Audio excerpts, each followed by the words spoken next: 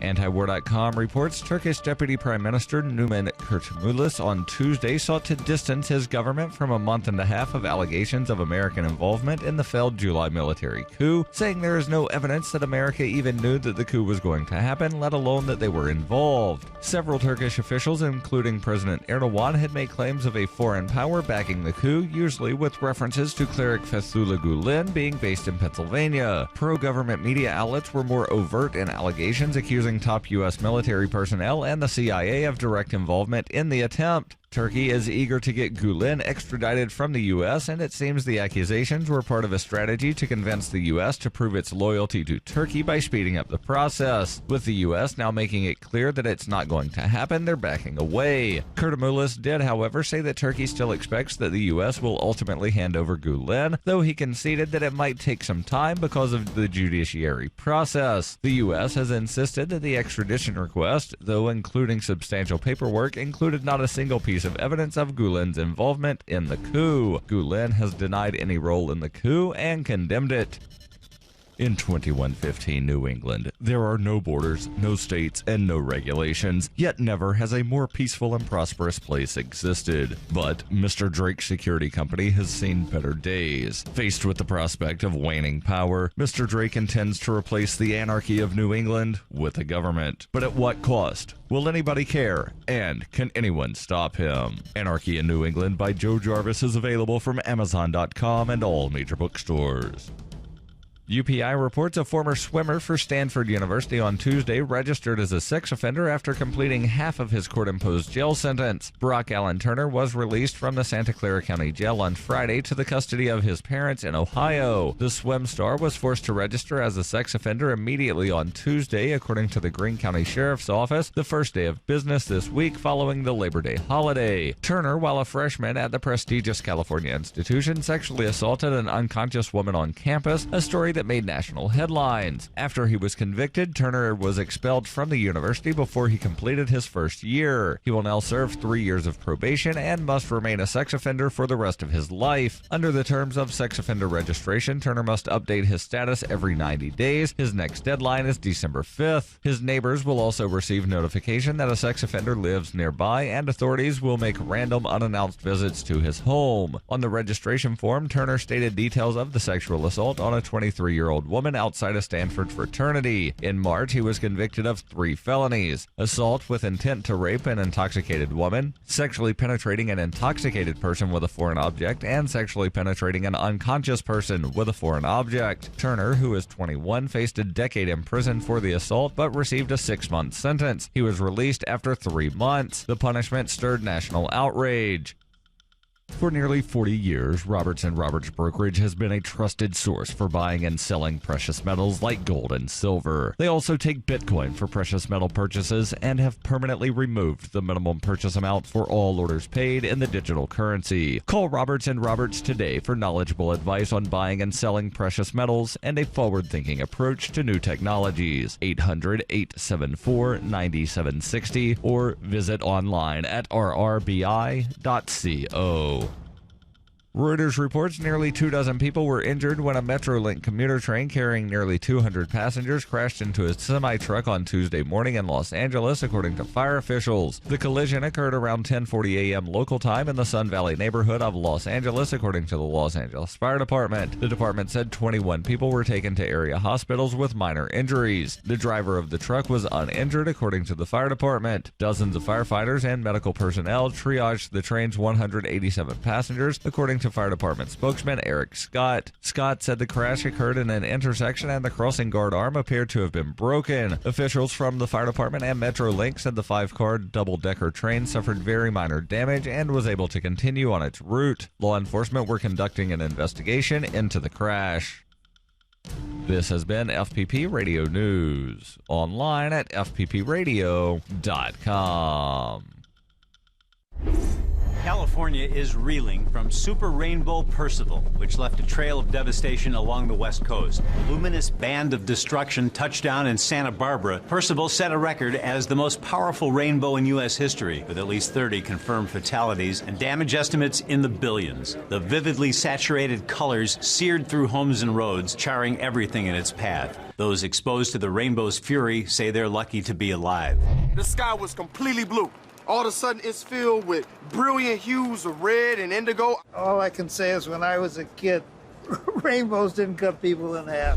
Meteorologists say that Percival is just the latest in a pattern of increasingly dangerous rainbows, and that they're only growing stronger as global temperatures rise. Percival also comes on the heels of some extreme weather phenomena overseas. Authorities in the Philippines are still searching for thousands in the aftermath of mega sunset Wilma.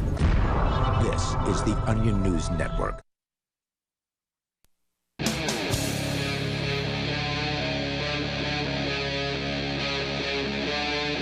Free Talk Live. This is Free Talk Live, and you can bring up whatever you like. All you have to do is join us. Our toll-free number is 855-450-FREE.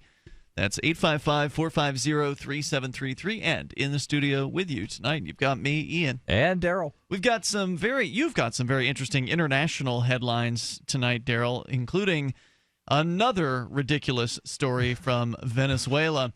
Yes. Also coming up, apparently Airbnb is suing Santa Monica over some very restrictive local ordinances that essentially are banning the sharing of homes in Santa Monica as the continued war against ride sharing, home sharing, just all kinds of sharing. The war on sharing continues. Pretty soon, you're not going to be able to have anybody come to your house without government permission. Nobody, not even your, spouse, well, possibly your spouse and your child, but nobody else will be allowed inside your vehicle without some kind of special permit. Didn't we grow up, we can get deeper into the story later, but didn't we all grow up being taught that sharing is a good thing? Yeah. Well, apparently not when the government doesn't get a cut of it, a big cut. We'll get back into that story, or we'll get into that here in a few moments. Again, toll-free number 855-450-FREE. Skype username, should you wish to join us, there is LRN.FM. And if you do join us there, you'll sound better than if you call us on the phone. But to start out tonight, Darryl, a couple nights ago on the show, you had a story about statistics about expatriates from around the globe, not just people from the United States, right? People from 191 different nations and territories. Like what we revealed was, where are they going? What are the best countries according to all of these people? So not just from the U.S., people from all around the globe. Where do they move to, and why? And what are the best destinations? You've now got another sort of expatriate-related story. This one, however, is a U.S. expatriate, someone who left the United States. He went to South Korea. Yes. And then for some reason came back to the United States, and he's telling his story. Right. And where's it from? It's from a website called theweek.com. Okay. I've actually, recently had a fair number of stories from this website. I noticed. Is it like an expatriate website or something, or do they just cover that here and there? No, just, I can't really, put a finger on exactly what it is that they cover, but it seems to, run the gamut of a bunch of stuff.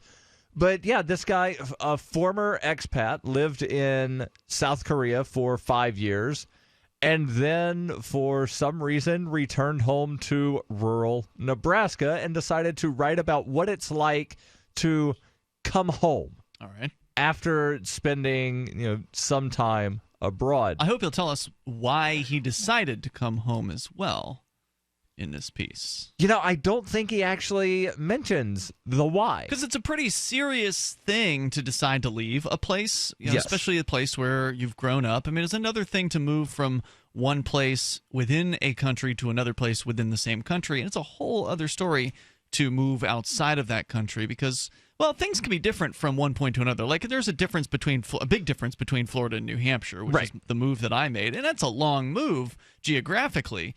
But there's still plenty of similarities as far as the language and, culture's somewhat different between the two. There's no doubt about that.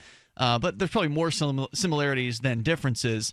But between one country to another, I don't know if that's necessarily the case. So it seems more of a radical shift for someone to leave their home country. And so I don't know. We'll let you get into it here because I'm curious to see what he says. He says, I spent 5 years living in the clamor of Seoul, South Korea, and the smaller provincial capital city of Jeonju. I'm hoping I'm pronouncing that right. When I finally returned home to rural Nebraska, the silence was palpable. The negative space had an almost oppressive quality. I would look out on so much land and see nothing and be reminded that this was the same landscape that once caused homesteaders to lose their minds. I had come home, Welcome literally. This was the Nebraska town I grew up in to take a small job or to take a job in a small newspaper in Scottsbluff, Nebraska. So he mentioned, like the reason he came home was to take a job at this newspaper. It still doesn't make any sense. Agreed. Yeah. Doesn't, exactly explain why he left Korea, what he was doing in Korea. But he says, the first night back, I lay awake in my childhood bedroom of my parents' farmhouse, straining to hear anything, inside or out. Well, this is something that people from big cities experience, right? Is that it's not uncommon for someone from like New York City to move to a rural place and not only have culture shock, but also like have to bring tapes or CDs or whatever of street noise, of sirens. I've seen that on TV shows. I don't know if that actually happens. I've heard that is true. I've heard that's like it's too silent for those people. They're used to going to sleep with a bunch of noise. I mean, if you've been, in New York City, you know what it's like. You know that there's constant noise coming from the street level. And that's just a reality. So that's, I think, what he's expressing here. Being in Seoul is a very, very busy place. He says, only the silence answered back. Going home after so many years abroad stunned me. Everyone spoke English. Public places meant being exposed to all manner of overheard, sordid details of people's lives. Simply driving down the street of my hometown, I was awash in putrid nostalgia, reminded of my past at every turn. The house where I broke up with my first girlfriend, the park where I lost my first fight, the place I had fond memories of were just that, places with memories, filled with the vestiges of people who weren't around anymore or weren't like they once were. I had no control over the constant flood of remembering. Yeah, it's interesting, and he'd only been gone for 5 years. 5 years. He says, those who have traveled extensively or lived abroad often talk about the mind-expanding benefit of what they call your second education. Travel magazines thrive on expounding on the virtue of gaining experience and seeing the world firsthand. It's all true, but rarely do people talk about what happens when your expat life ends. Many returning expats are seized with reverse culture shock.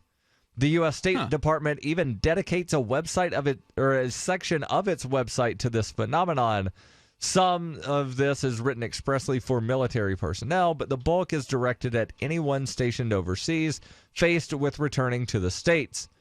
It references Craig Sturdy's book, The Art of Coming Home, which lists variables affecting reentry, including degree of difference between the overseas and home culture. The greater the difference, the harder the reentry. He says moving from Seoul, a city with a greater metropolitan population of 25 million, to rural Nebraska, where my town had fewer people than a large Korean apartment complex, fit that to a T. I bet. Oh, man. I mean, there's probably not even a million people in Nebraska. No, barely. There's more than a million. Really? Nebraska was too large to be considered for the Free State Project. Okay. Can't be that many, though. They've got 3 congressional districts, so I believe they have somewhere around 4 million people. 1.88, according to 2014 numbers. 1.88 million. 1.8, okay. Smaller than I thought. Yeah. He says, when you're living abroad, you develop a heightened sense of intricacies in simple daily interactions. The cultural differences in your foreign country sharpen your perceptive ability. When you come back, that antenna is still there. You pick up frequencies and signals that the people around you either can't hear or choose to ignore. The people and the places haven't changed. You have. Right. He says going out to eat will never be like it was. Koreans are given little buttons on their tables, and this actually fascinates me, and I wish we had this in the U.S. They have little buttons on their tables that when they press, it sends the waiter. He says it's commonplace to call for a server to come to your table and bring you more soju. So it's like the equivalent of the attendant call button on an airline or something like that. Right, only it's in a restaurant. Right. He says, in America, we sit at the mercy of the restaurant staff, unable to ask for what we want until they grace us with their presence. It's started to change in the United States. There are some of the chains are adopting those little tabletop doodad like screen things that you can put your order in on, or you can order an appetizer, order drinks, that kind of thing. So right, but if you want a refill, you can't order a refill on that thing. You can just play games until the waitress comes by to ask if you want a refill. There's not a waitress call button on those things? Not that I've seen. All right, toll-free number 855-450-FREE. That's 855-450-3733. More of what life is like in reverse culture shocks. Fascinating. Coming back in moments. I'm Governor Gary Johnson. I'll be on the ballot for president in all 50 states. If a Democrat is elected president, if a Republican is elected president, in 4 years, we will still be at war.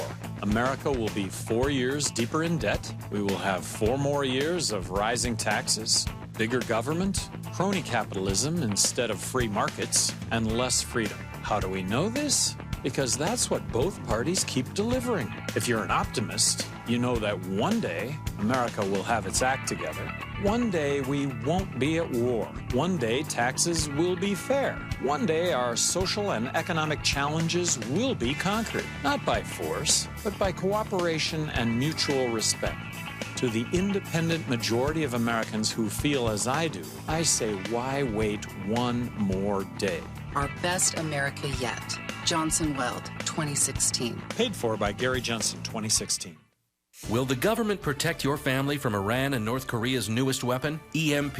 We buy guns to protect ourselves, home, health, and car insurance for accidents. Maybe you also have food storage. But how would you keep your refrigerator running in a long-term EMP blackout? Using tested military designs, the Solarc EMP-hardened solar generator protects and powers your critical appliances for years without burying items underground or wrapping them in aluminum foil. Unlike other preps, Solarc is used every day to help offset your electric bill automatically. Visit PortableSolarLLC.com to learn how easily expandable the system is. Solarc is the most affordable and powerful solution on the market. The whole system even fits in the back of a pickup or SUV and can install in less than an hour. See for yourself why Solarc beats other off-grid systems at PortableSolarLLC.com. Don't wait for the government. Go to PortableSolarLLC.com to learn why Solarc is energy insurance for your family.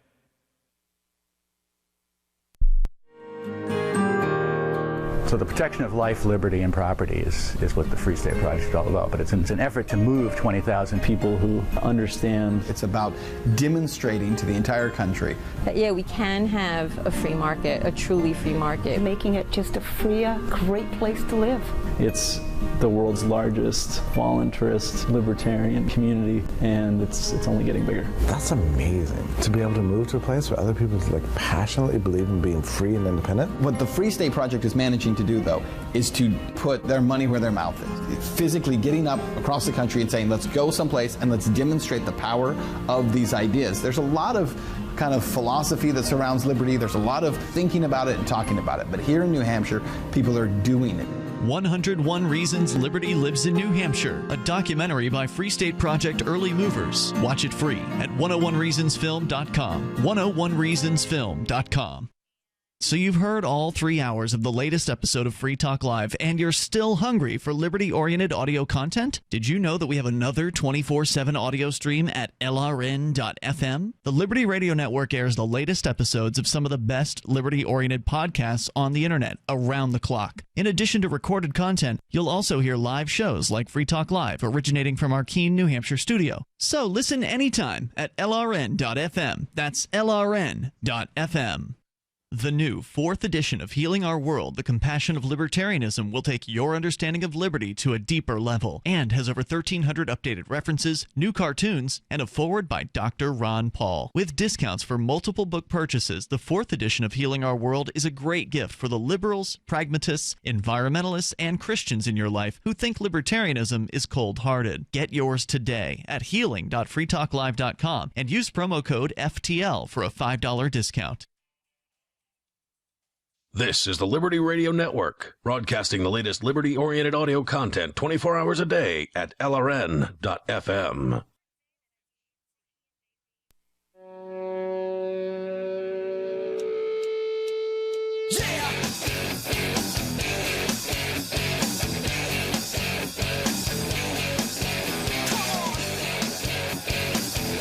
This is Free Talk Live. Dial in toll-free and join us here. Number's 855-450-FREE. That's 855-450-3733. We do have Skype. Our Skype username is LRN.FM. We'll continue discussing what it's like to come back to the United States, specifically to come back to the middle of nowhere in Nebraska. Yes. After having lived in Korea, South Korea, in Seoul, and somewhere else. In South Korea. Jeonju, I believe is how it's pronounced. 5 years, and it's been pretty fascinating so far. We'll continue that, and you, of course, can take control of the airwaves and bring up anything you want. By the way, if you're looking to save big time over at Amazon, here's what I'd recommend that you do, is start your shopping over at saveitpurse.com. I recently put something up over at Save It Purse. I wasn't really in a rush to get the product, so I set it at 25% off. And it took a few days, but somebody bought it. So I got 25% off a video game, actually, over at saveitpurse.com. So pretty much whatever it is you want to buy through Amazon, unless you're like in a super rush, you can save big time. Now, even if you are in a rush, you can still save 5% instantly by using Purse. So go to saveatpurse.com, saveatpurse.com. The catch is you have to have Bitcoin. That's how you get these amazing discounts from Amazon. And this site works. I've been using it now for like a year at this point, maybe more than a year. I don't remember when I found out about Purse, but it's been fantastic. I think it's been closer to 2. No, maybe like a year and a half or something like that. But it's been absolutely fantastic. I've had 50-plus transactions where I've saved hundreds of dollars by using saveatpurse.com. So get started over there. Saveatpurse.com. As we go to your phone calls and thoughts, we got AC on the line in Ohio. You're on Free Talk Live. Go ahead, AC. Yeah, I wanted to respond to Greg's call last night about where he tries to defend the idea of the state by comparing it to, a shopping mall and also apartment complex, and talk about how it's just like paying rent. And he says, well, you even though you didn't sign, you don't sign a contract, it's the same principle. And, like they own the property legitimately, they can pretty much, decide who comes on and who doesn't and what they have to do and what they can't do. And I'm like, well, your analogy is interesting. And while, one of your other callers who called in after him to debunk some of his stuff had some really good reasons to debunk him. One of the things I think you guys are forgetting is that the state doesn't legitimately own any property. Everything they've gotten through murder, rape, theft. Yeah, well, that's definitely true, but I mean, he's not going to acknowledge the murder and the rape, and it's pretty rare that those things happen. But the extortion, murder and rape is what the U.S. military does all the time. But I mean, to get money, right? Like the U.S. military isn't going over there murdering and raping and necessarily taking money from their victims. Okay, they're guarding the poppy fields and then selling the poppy, and then they get the money. We're the ones who are being victimized in order to fund the murder and the rapings that go on around the world. So I'm sure that Greg would tell you that... Allow me to point out that the raping is not officially sanctioned by the U.S. military. Right. It just happens. I'm sure... They do cover it up a lot. If I could channel Greg here for a moment, I'm sure he would tell you that he also disagrees with a lot of the wars that the U.S. government has gotten into. So he would just sort of sideline that objection, and he would say it's not theft because, well, you know that when you move somewhere, you're going to be taxed. Yeah, but that doesn't... Yeah, he would say something like that, but they don't legitimately own any property. Every state that's ever existed, they got their property by stealing it, by using force to gain access to it. And I'm also going to summon my inner, I don't know if this is my inner Greg or my inner leftist, if you will, but most of the people that will compare governments to, big companies will say, well, corporations don't legitimately own stuff because you can't own property. You can own possessions. You can have possessions, but you can't own property. That doesn't make any sense. How can you not own property? I know people say that, but it doesn't make any sense. I had another good objection, but it has flitted away from my mind at this point. So continue. Any other thoughts you want to share, AC? Go for it. Well, yeah, I mean, it's just that if the state doesn't own property legitimately, then they can't, when you go on their property, you're not subject to their authority. And the same way that if a mall or an apartment complex stole someone or murdered someone to get their property, would that make them own the property legitimately and have a legit apartment complex? No, it well, wouldn't be there legit. are a lot of cases where shopping malls exist only because eminent domain was used to seize the land and then give it to someone else. I think a better comparison would be if I stood out on the sidewalk in front of your house telling people that they were not allowed to come visit you because, well, I control this land even though I don't, but I'm acting as some sort of, enforcer, tax collector, border agent, whatnot on property that I have absolutely no say over. Yeah, that too. Yeah. And the eminent domain thing, you're right about that. I mean, there's a lot of times when governments will kick people off their legitimately owned land and give it to some company or something. It happened in the Kelo case, which was the one that actually made it completely legal for government to steal land through eminent domain and give it to private developers. Until a bunch of states then amended their state constitutions to prevent that from happening. Well, it's good to know that happened. Hey, AC, thanks for your sharing your thoughts here tonight, man. I appreciate hearing from you. And again, if you want to join us on Skype, as he just did, the Skype username is lrn.fm. And, of course, you can join us toll-free at 855-450-FREE. So we were talking about South Korea. South Korea. Usually when we talk about one of the Koreas, it's North Korea on the show. North Korea is best Korea. Who says? Kim Jong-un? There's a meme floating around online that whenever anybody mentions Korea, somebody will always, it's inevitable, somebody always post a picture of Kim Jong-un that says North Korea is best Korea. Gotcha. Let's continue Mandatory with the story flag worship. From theweek.com. Yeah, so let me backtrack here. He's talking about going out to eat. This is an expat, left for 5 years, lived in South Korea, came back to Nebraska. Yes. Small town. He says going out to eat will never be like it was. In Korea, they give you a little button on the table that you press whenever you want the waiter, and the waiter comes running. It's commonplace to call the waiter over to bring you more soju, for example. In America, you're at the mercy of the restaurant staff, unable to ask for what you want until they grace you with their presence. Koreans share food, typically eating around a common dish or several dishes that are in the center of the table. Interesting. It's communal. It's social.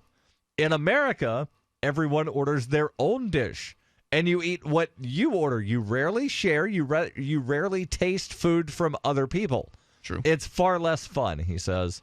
Then we leave a tip, which is a terrible system, but one that we have to live with. The Korean way is better.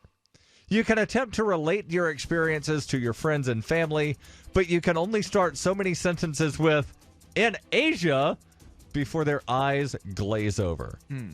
We'll continue with more of his experience. The toll-free number, 855-450-FREE. Maybe you can relate. Maybe you lived outside of the United States for a while, and for whatever reason, you decided to come back here. The toll-free number is 855-450-FREE if you want to join us, or you left some other country and came back to it. It's Free Talk Live. This is Dan Pilla. Do you owe the IRS money you can't pay? Are tax debts crippling you? I've defended people from the IRS for over 30 years. I've helped thousands, and I can help you too. I wrote the book on IRS settlement, and I'm telling you, there's no such thing as a hopeless case. Call 800-34-NO-TAX to finally get free of IRS debt. With the IRS's new programs, there's never been a better time to solve your problem. Call 800-34-NO-TAX. That's 800-34-NO-TAX, or my website, danpilla.com. So you've got to take a state construction license exam or certification. Can't decide on what books or what chapters to study? Discover right now how you can eliminate unnecessary books and wasted study time. At contractorexam.com, our study materials zero in on state-required test topics in an effective, multiple-choice format. So whether you're a plumber, electrician, general contractor, or other construction-related trade, contractorexam.com will help get you prepared. Visit us at www.contractorexam.com today. If you're looking for work, there's a piece of paper more important than your resume. It's the cover letter attached if you're snail mailing, or the email to which you attach your resume. Make it 4 short paragraphs. Paragraph 1, say that you're applying for work. The person you're sending to gets a ton of mail about all sorts of things. If you have a password, that's your first sentence. Tom Nelson tells me you and I should meet. Paragraph 2, what you do and how that relates to the opening. Be as specific as possible. Paragraph 3, why you want this particular job. I'm originally from Boston, so I know the market well. I have family and friends in the area, so this would be a homecoming for me. Paragraph 4, unless the job posting stipulates no calls, and I will call you to follow up. Thank you in advance for your time. From survivalspeech.com, I'm Holland Cook. Cell 411 is a free app for Android and iOS that replaces government-controlled 911. Cell 411 allows you to preset a group of friends or private organizations to show up in any emergency. Cell 411 is a nightmare for the state because it proves their so-called services aren't needed. Cell 411 has had thousands of installs, and of course it's covered by the BIPCOT no government license. Cell 411 because your friends won't shoot you when you're in trouble. Without the government, who would build the emergency services? You and Cell 411. Get it today at getcell411.com. LRN.FM is proud to announce our official listening apps for Android and iOS devices. Now you can easily tune into our streams anywhere, anytime on your smartphone or tablet. Just visit apps.lrn.fm or search for LRN.FM in the Android or Apple app stores. Please download, rate us 5 stars, then share the link on your social media and let your friends and family know how you're listening to LRN.FM. Download it now, free at apps.lrn.fm. Free Talk Live. We need to legalize the animal trade. The illegal bird trade causes the death of hundreds of thousands of birds. Do you know why that hundreds of thousands of birds are dying? Why don't you tell me? The reason these birds are dying is because it's illegal. They have to pack in multiple birds into whatever it is that they're transporting them in. And one would think. When they get across the border and they open up the package, you can damn well bet some of those birds have expired. Yes. So there's a certain percentage rate that just don't make it through. And that's where this number comes from, this hundreds of thousands of birds dying every year because of the illegal bird trade. Now, if it wasn't for the people demanding them, obviously nobody would be bringing them in. So there's people in this country that are demanding birds just like people are demanding cocaine in this country. So the idea that we can stop the bird trade is just as asinine that we can stop the war on drugs. We have a war on birds in this country. They just don't talk about it. Free Talk Live, 7 nights a week from 7 to 10 Eastern, live on the Liberty Radio Network at LRN.FM. You can sign up to receive the latest about the Liberty Radio Network via our email updates at updates.lrn.fm. That's updates.lrn.fm.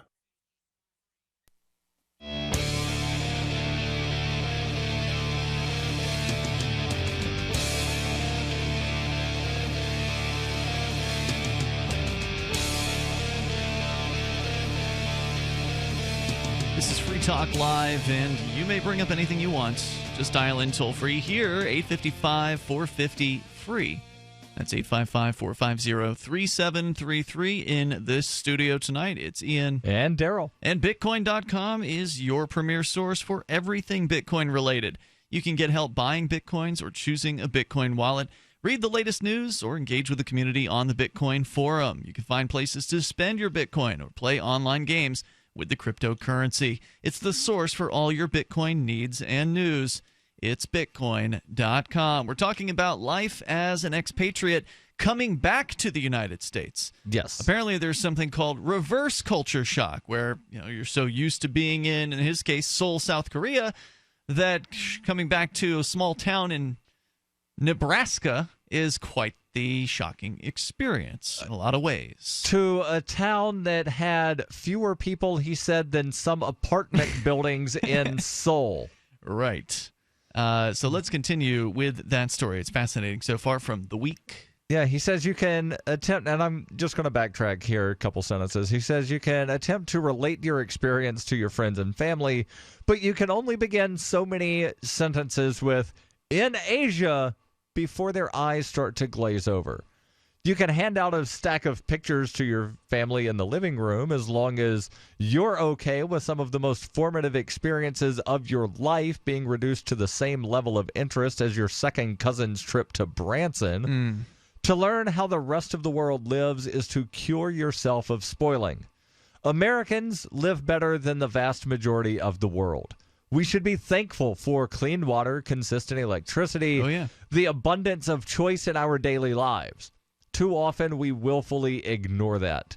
But they don't have clean water in Seoul, South Korea?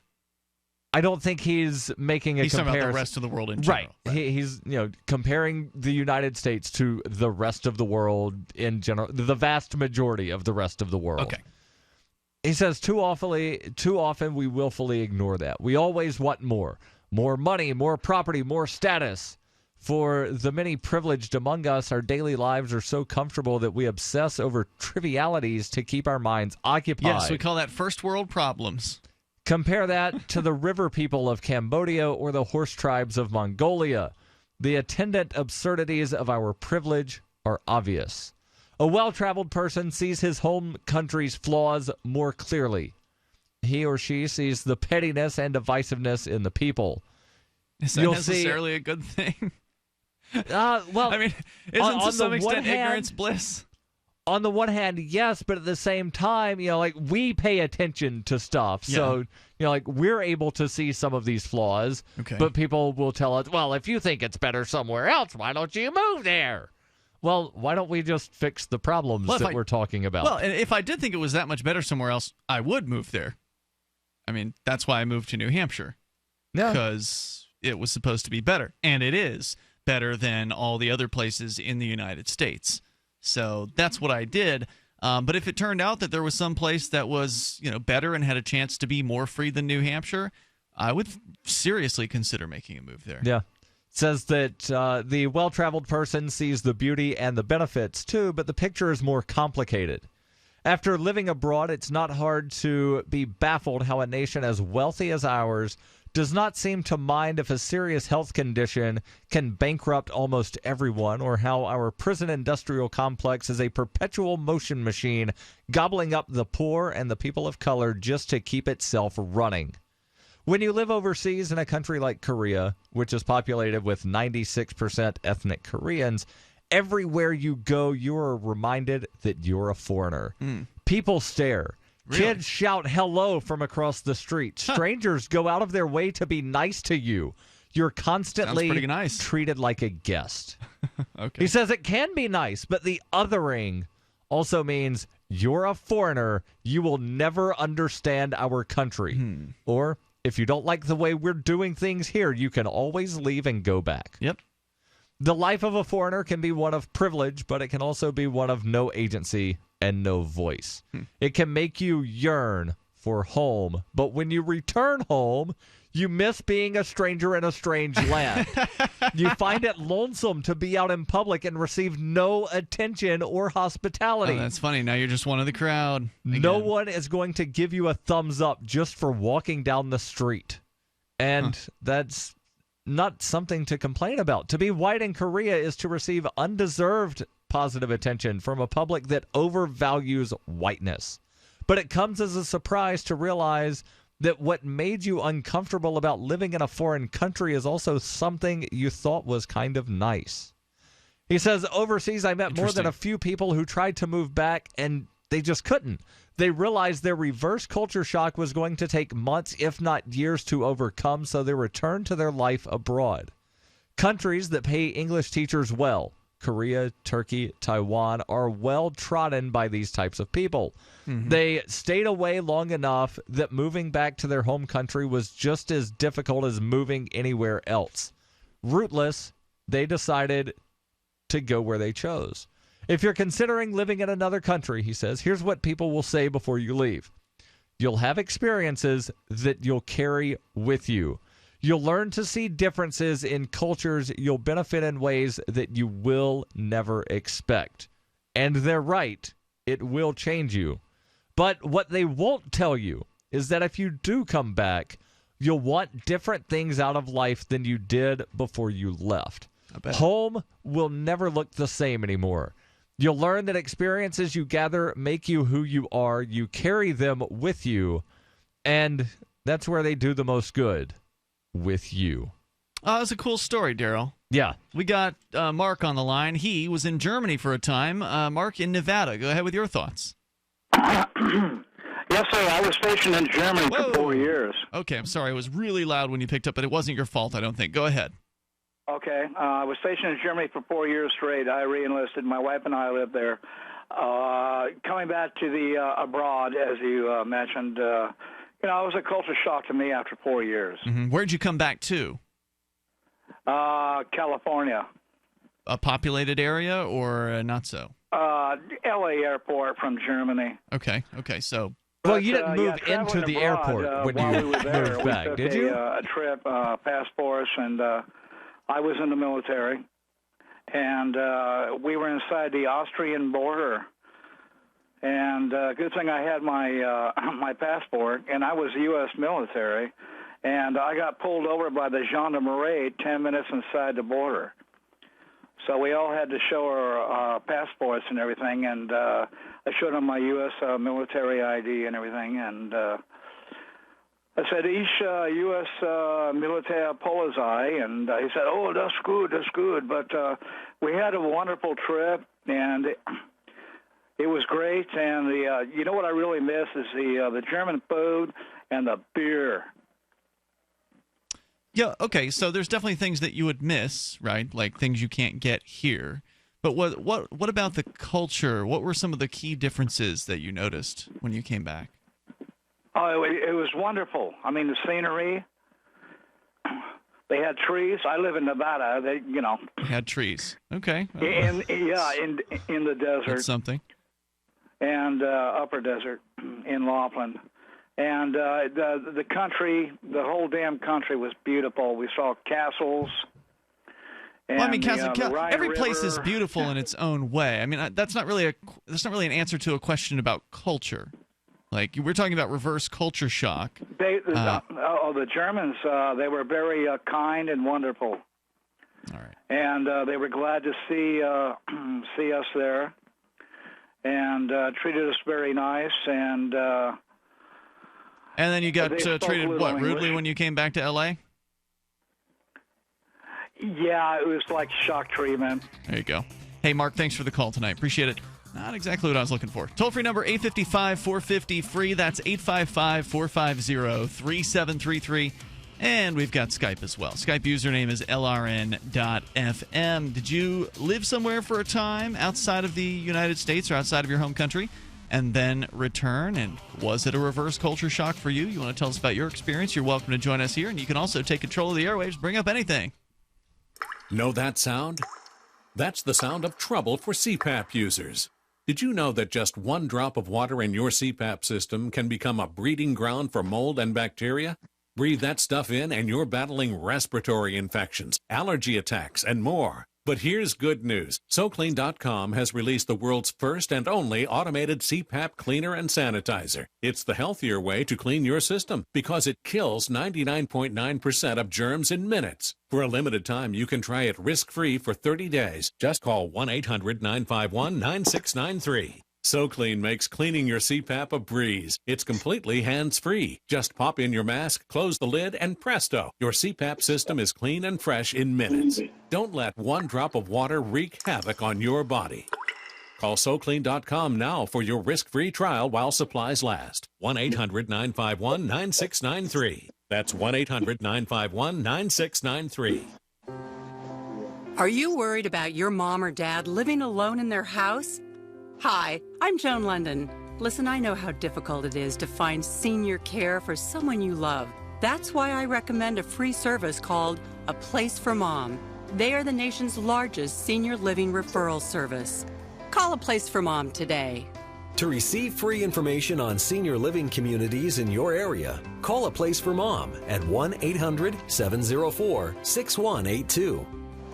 A Place for Mom offers free one-on-one advice from local advisors and a personalized list of senior living communities you can visit.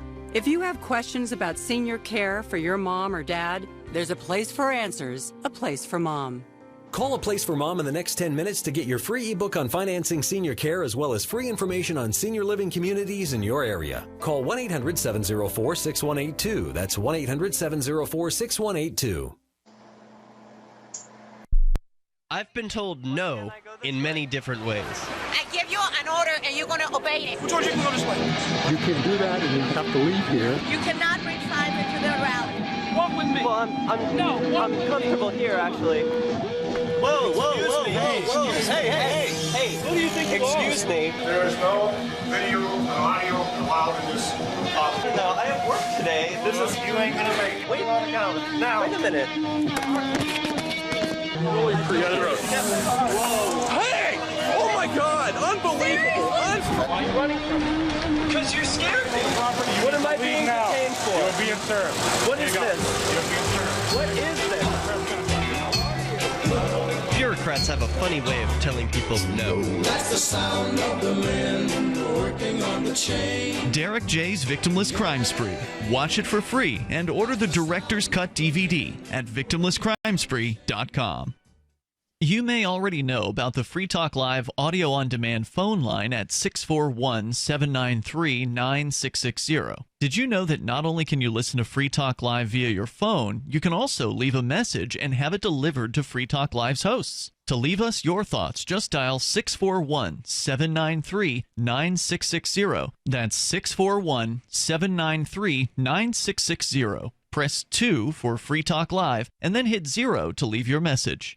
This is your Roberts Brokerage Daily Precious Metals Update. In early trading Wednesday, gold is even at $1,350 per ounce. Silver is 8 cents lower at $20.02 per ounce. Bitcoin is $611 US. Economic indicators drove metals higher yesterday as the Fed considers negative interest rates.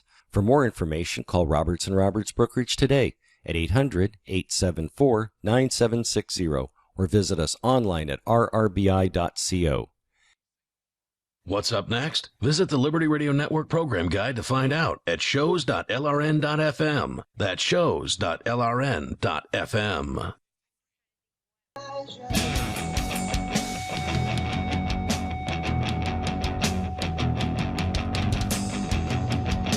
This is Free Talk Live, and you can bring up anything you want here. Toll-free number 855-450-FREE. That's 855-450-3733. We're talking about reverse culture shock. What is it like when you've lived somewhere outside of your home, specifically in another country, for a period of time and then come back and you get that sort of reverse culture shock? It's a term that's new to me. We had an interesting story from theweek.com about somebody who spent 5 years in South Korea and then came back to a little town in Nebraska. And boy, that was pretty tough to deal with.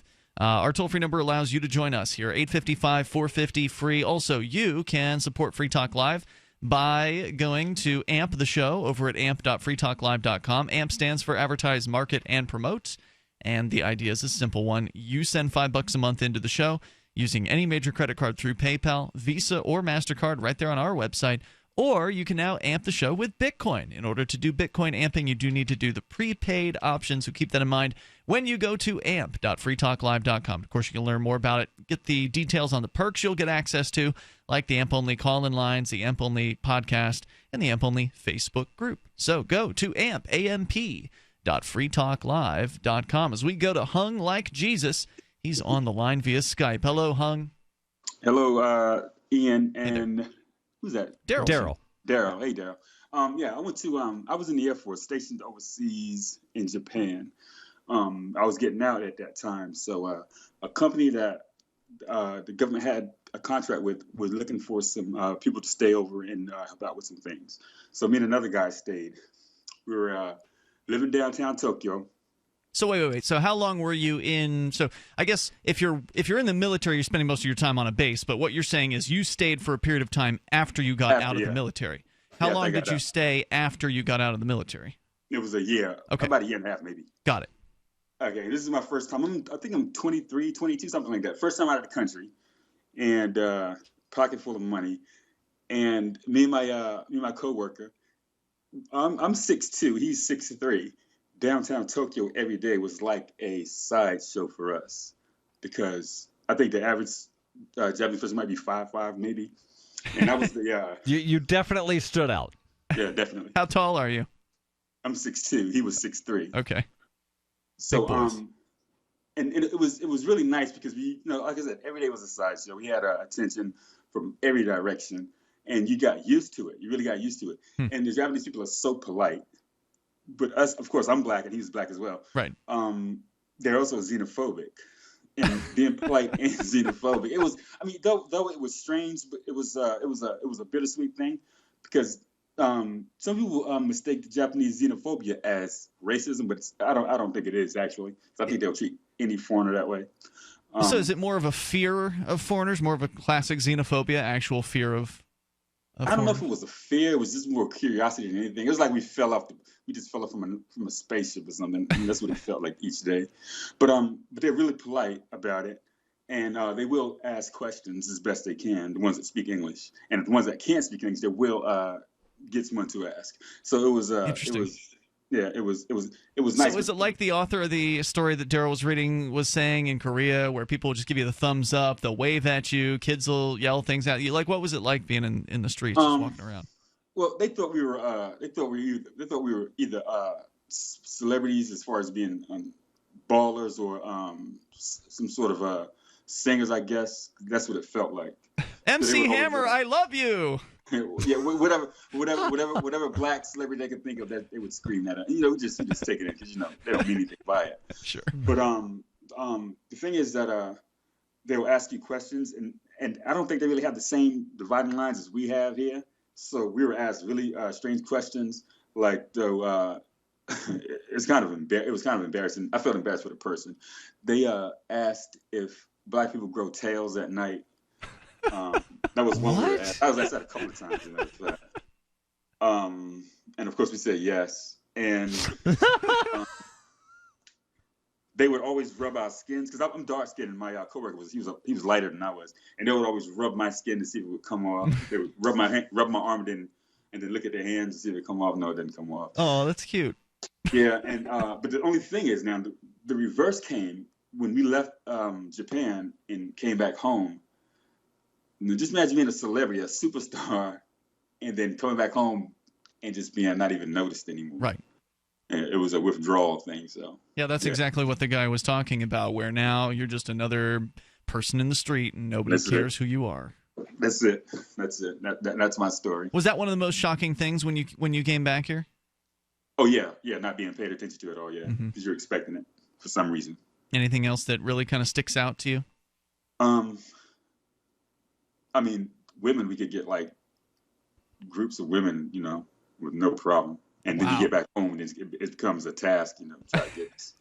Yeah, I've heard that Japanese women love American men. Yeah, especially, I guess, black men might be something too they're curious about, I guess. I bet so. So now, how would you go about meeting the women in Japan? What's typically in the United States, people will go to bars or they'll go online. Was it just you're walking down the street and women are throwing themselves at you, or like what? What was it like? Putting aside the language barrier, because I didn't speak any Japanese and I didn't even try to learn. I just felt it was impossible.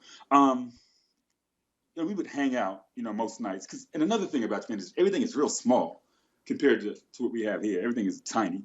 So we'd just to get out of our rooms, because the rooms was really small, we'd hang out in bars, or I forgot what they called them back then. I forgot what they were called. They weren't called bars, but they were places where people would go to dance. And we would go there and we'd just be surrounded by women for a little while. And then, it'd start to settle in. And then you'd see a cute one or whatever, and, it'd be no problem, to have her next to you for the rest of the night. And then, sometimes they'd just be lining up, just to talk to you. It sounds surreal, man. And it was, and like I said, after when you leave and come back home, I felt into almost a depression. Depression. Yeah. Right? I was like, what the? Yeah. Great story, man. I really appreciate it. It really gives you kind of a taste of what that's like. And would you go back? In a heartbeat, man. I love Tokyo, man. What are you waiting for then? Yeah, I know, money. Right? Yeah, money, and it's expensive as hell to live there. Is it really? Okay. No, Yeah. that's no good. All right, cool, man. Thanks for that. I appreciate it, Hung. Yeah. Thanks for the call tonight. Great story. Toll-free number is 855-450-FREE. That's 855-450-3733. With you in the studio tonight, you've got me, Ian. And Darryl. We'll continue with your calls. David is in California. You're on Free Talk Live. Hello, David. Oh, hey, howdy. Hey there. You know, a couple of calls back, you had somebody mention that he was from the desert and there were no trees. And I've been able to live in a variety of different places. I was in the South, where it's very much like a jungle in some places. And I've lived out in Colorado as well, where it was basically like scrub desert. And there is a difference. People, when you're in the desert, you really depend upon everybody. Everybody depends upon each other. Mm-hmm. And this whole idea of being like a proud loner is kind of dangerous because, everybody depends upon each other. That's true. Everywhere you go. I mean, whether you're in the desert or the woods, I mean, if there's people around, then they tend to depend on each other. It's very rare to find somebody who is well-versed enough to kind of cut out on their own and live out in the middle of nowhere by themselves. Humans are a very social animal, and with the division of labor that we have, we're even more dependent on each other now than we ever were. Sure. And like, 20, 30, 40 years ago in Canada, it was against the law to not pick up a hitchhiker in the winter. Oh, wow. They could freeze to death in fairly short time, and to not pick somebody up was like a death sentence. And it's somewhat the same in the desert. If you see somebody with a flat tire in the middle of the desert, man, you better pull over because they could be dead in a matter of hours just by heat exhaustion. And but I actually had called about a separate issue. I noticed 2 or 3 days ago, Oklahoma had a big fracking operation shut down. And I wanted to compare it against libertarian thought. A lot of libertarians talk about property ownership. It's your land. You can do whatever you want with it. But if you start fracking and it starts causing earthquakes, to your neighbors and to your neighbors 10 miles away, that's a big deal. And right, and then you're not just affecting your land, you're causing, possible damage to someone else. Well, damage and harm to others. It would be akin to if I say, well, it's my land, I can set off nuclear weapons here if I want to. Well, other people are being affected by that. That's true. David, thanks for the call. Toll-free number is 855-450-FREE. That's 855-450-3733. Still to come, we'll go back to Korea, except this time the North one. 855-450-FREE. We'll tell you about a prisoner there. And, well, he had a lot of attention as well that he wasn't expecting because he was an American. This is Free Talk Live. Free Talk Live has partnered with Amazon, the largest internet retailer. Imagine a department store category, and Amazon has it. Books, electronics, office products, furniture, jewelry, automotive, toys, clothing, sporting goods, and dozens of other categories. Now you can shop and support Free Talk Live by entering Amazon through our website. Go to shop.freetalklive.com, and Amazon will send us a portion of your purchase. You're going to do the shopping anyway, so remember to enter through our site at shop.freetalklive.com. That's shop.freetalklive.com. Here's a good idea. When you have a legal matter like creating your will or legally setting up a business with a corporation or LLC, you don't necessarily need a law firm. Use LegalZoom.com. At LegalZoom.com, you answer straightforward questions online, and they take care of the rest. They even review your answers for common mistakes and guarantee your satisfaction. Free Talk Live listeners, you'll get 10% off your order by typing in FTL in the referral box at purchase. Don't procrastinate with these important legal documents. LegalZoom.com. For Bitcoin to be ubiquitous, people need to use it. For people to use it, they must have it. How can we get Bitcoin into more hands? Tipping. What if you could include a bonus Bitcoin tip along with your regular tip to a server? What if that Bitcoin tip returned to you if unclaimed after 30 days? An attractive business card Bitcoin tip that's easily claimed, gives instructions on wallets and spending, and returns to the tipper if unused. tip.freetalklive.com.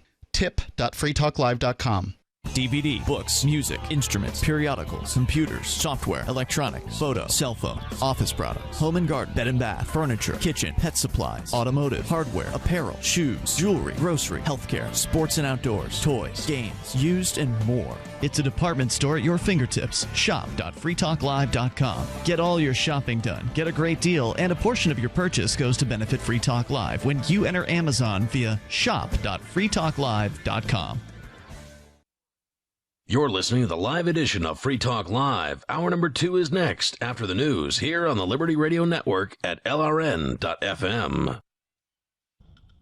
From Keene in the Shire, the Liberty Media capital of the world, this is Darryl W. Perry, host of FPP Radio News for Wednesday, September 7th, 2016. Silver is trading at $19.96 per ounce. Gold is valued at $1,349 per ounce. And according to BitcoinAverage.com, the average price of Bitcoin is $617. Antiwar.com reports Turkish Deputy Prime Minister Numan Kurtulmuş on Tuesday sought to distance his government from a month and a half of allegations of American involvement in the failed July military coup, saying there is no evidence that America even knew that the coup was going to happen, let alone that they were involved. Several Turkish officials, including President Erdogan, had made claims of a foreign power backing the coup, usually with references to cleric Fethullah Gulen being based in Pennsylvania. Pro-government media outlets were more overt in allegations accusing top U.S. military personnel and the CIA of direct involvement in the attempt. Turkey is eager to get Gulen extradited from the U.S., and it seems the accusations were part of a strategy to convince the U.S. to prove its loyalty to Turkey by speeding up the process. With the U.S. now making it clear that it's not going to happen, they're backing away. Kurtulmuş did, however, say that Turkey still expects that the U.S. will ultimately hand over Gulen, though he conceded that it might take some time because of the judiciary process. The U.S. has insisted that the extradition request, though including substantial paperwork, included not a single piece of evidence of Gulen's involvement in the coup. Gulen has denied any role in the coup and condemned it. In 2115 New England, there are no borders, no states, and no regulations, yet never has a more peaceful and prosperous place existed. But Mr. Drake's security company has seen better days. Faced with the prospect of waning power, Mr. Drake intends to replace the anarchy of New England with a government. But at what cost? Will anybody care? And can anyone stop him? Anarchy in New England by Joe Jarvis is available from Amazon.com and all major bookstores.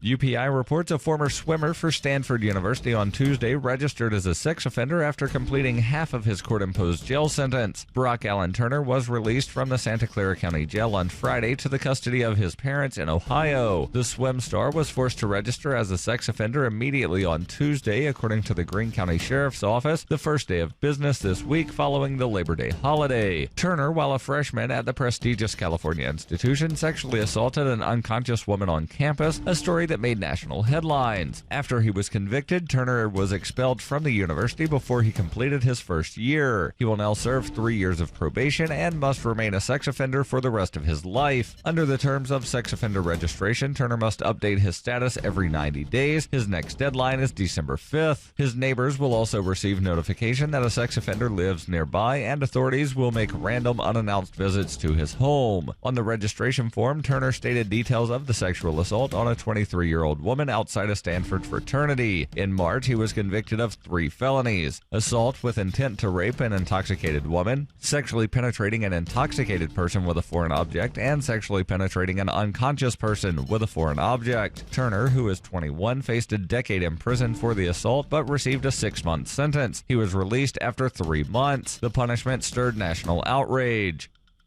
For nearly 40 years, Roberts & Roberts Brokerage has been a trusted source for buying and selling precious metals like gold and silver. They also take Bitcoin for precious metal purchases and have permanently removed the minimum purchase amount for all orders paid in the digital currency. Call Roberts & Roberts today for knowledgeable advice on buying and selling precious metals and a forward-thinking approach to new technologies. 800-874-9760 or visit online at rrbi.co. Reuters reports nearly 24 people were injured when a Metrolink commuter train carrying nearly 200 passengers crashed into a semi-truck on Tuesday morning in Los Angeles, according to fire officials. The collision occurred around 10:40 a.m. local time in the Sun Valley neighborhood of Los Angeles, according to the Los Angeles Fire Department. The department said 21 people were taken to area hospitals with minor injuries. The driver of the truck was uninjured, according to the fire department. Dozens of firefighters and medical personnel triaged. 450 free. That's 855-450-3733. We also have Skype, so you can Skype into the show and join us that way. Skype username is LRN as we launch here into the second hour of the program. In the first hour, we discussed what it was like living outside of the United States for, in the case of the author that we were reading from theweek.com, for 5 years in Seoul, South Korea, and then coming back in. Actually, he didn't talk that much about his experience in Seoul, but only to compare it to what it was like when he came back to a small town in Nebraska. Reverse culture shock. Yeah, very interesting story. And then Hung Like Jesus called in to talk about his experience, similar experience living in Japan for a year, and how he had a similar experience in that you're like a celebrity, even though you're not. You're just a celebrity because of the fact that you look different and people treat you differently, and they treat you kind of in a better way, even though, as he pointed out, that many of them have xenophobia. They're still treating you very, very nicely, asking you all kinds of questions, paying attention to you on the streets. And then after you're used to that kind of thing, you come back to the United States where you're just another person on the streets. Nobody pays attention to you at all. So very, very interesting, stark contrast there. If you'd like to share your experiences, you're still certainly welcome to do so. Also, coming up, the Airbnb lawsuit. They're suing Santa Monica over their local ordinances that effectively ban any kind of vacation rental services. We can tell you more about that coming up here. And, of course, you can take control of the airwaves. Here's a story from a little bit earlier this year, but it came across my radar just recently, about an American missionary. It's from Vice News at Vice.com, who spent almost 2 years in a North Korean labor camp where 30 guards watched over only him as he toiled for more than 8 hours a day. That is some special attention. Sure is. He says those guards wanted to know all about America. I'm sure they did. How much does a house cost? Does everyone really own their own home and car? Those were the questions Kenneth Bay was asked by locals who were clueless about life in the United States. Now Bay, who was imprisoned in a foreigners' camp in Pyongyang for 735 days on charges of trying to overthrow the government, is promoting a new book that he penned about the ordeal and campaigning for the release of a Canadian pastor who's going through the same thing. Hyun Soo Lim, the 62-year-old leader of a 3,000-member church in Mississauga, Ontario, has been in detention since last February and is serving out a sentence of life with hard labor for crimes against the state. And my guess is that in North Korea, when they say hard labor, it's hard. They're not talking about the same as, here in the U.S., where technically you're sentenced to hard labor and you might have to work in the kitchen and cook the breakfast or wash the dishes. Yeah, exactly. Here you're talking about being, well, let's just talk more about his story. Here's a hammer. Go make that big rock into little rocks. Yeah, and I remember seeing I think it was a Vice documentary where some of the prisoners were talking about, North Korean prisoners in their own prison camps, because there's quite a few of those as well. We're talking about picking corn out of fecal matter in order to eat. Oh, yum. Yeah, that's how bad it was. North Korean prosecutors claim he entered the country more than 100 times under the false premise of humanitarian work, while actually trying to overthrow the regime through religion. Because religion is a threat to the state in some ways, given that the state itself is a religious organization. They're very similar. The difference, or there's not very many differences. Specifically in North Korea, where the president is a deceased man that has been deceased for a long time, and it's his grandson that is sort of head of the government, but the original Kim, I forget his full name, he is president for life. Right. And Kim Il-sung, I believe? There was Kim Jong-il prior to Kim Jong. Current one is Kim Jong-un. Right. So it was Kim Jong-il was his father. Yeah, and his grandfather was Kim Il-sung. Yeah, I think that's right. Yeah, so he is the president for life, and he is sort of a deity figure in Korea. So for them, their religion, saying that their religion is the state is not a lie because that is their religion. Well, now that's true, but wasn't there news that Kim Jong-un actually removed Kim Il-sung's visage from the currency?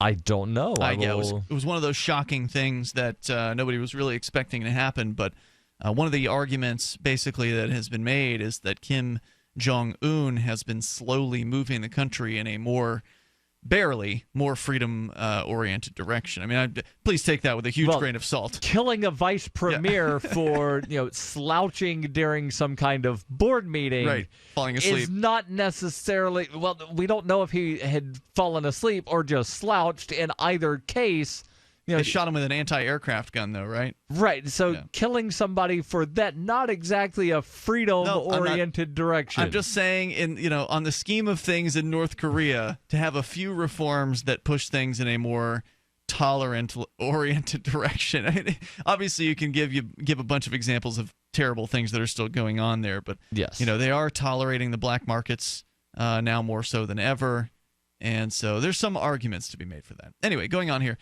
But certainly did not feel that way to Kenneth Bae, who was in prison for 735 days in North Korea. Anyway, North Korean prosecutors claim that the other guy, Hyun-soo Lim, the 62-year-old leader of the church in Ontario, was trying to overthrow the state.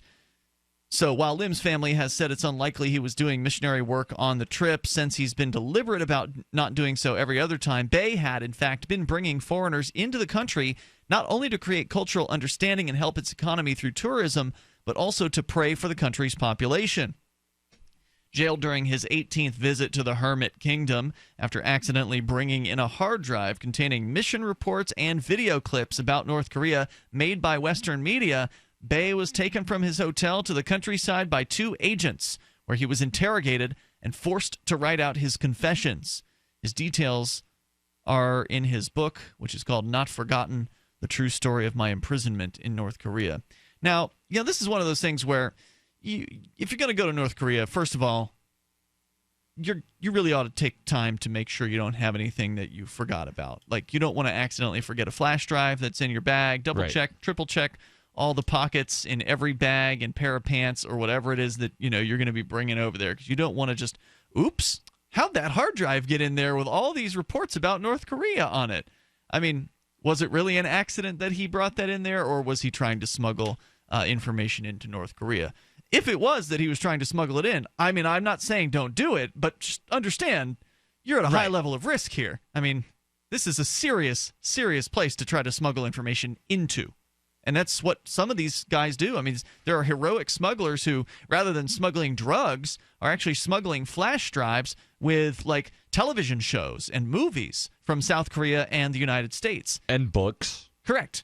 So anything that could challenge the status quo, anything that could get people to realize that there's this whole other world out there, that is a danger to the control of the North Korean state, and they will definitely punish you for it. Anyway, they wanted to know why I'd brought such disturbing material into the country, he said in an interview with Vice News.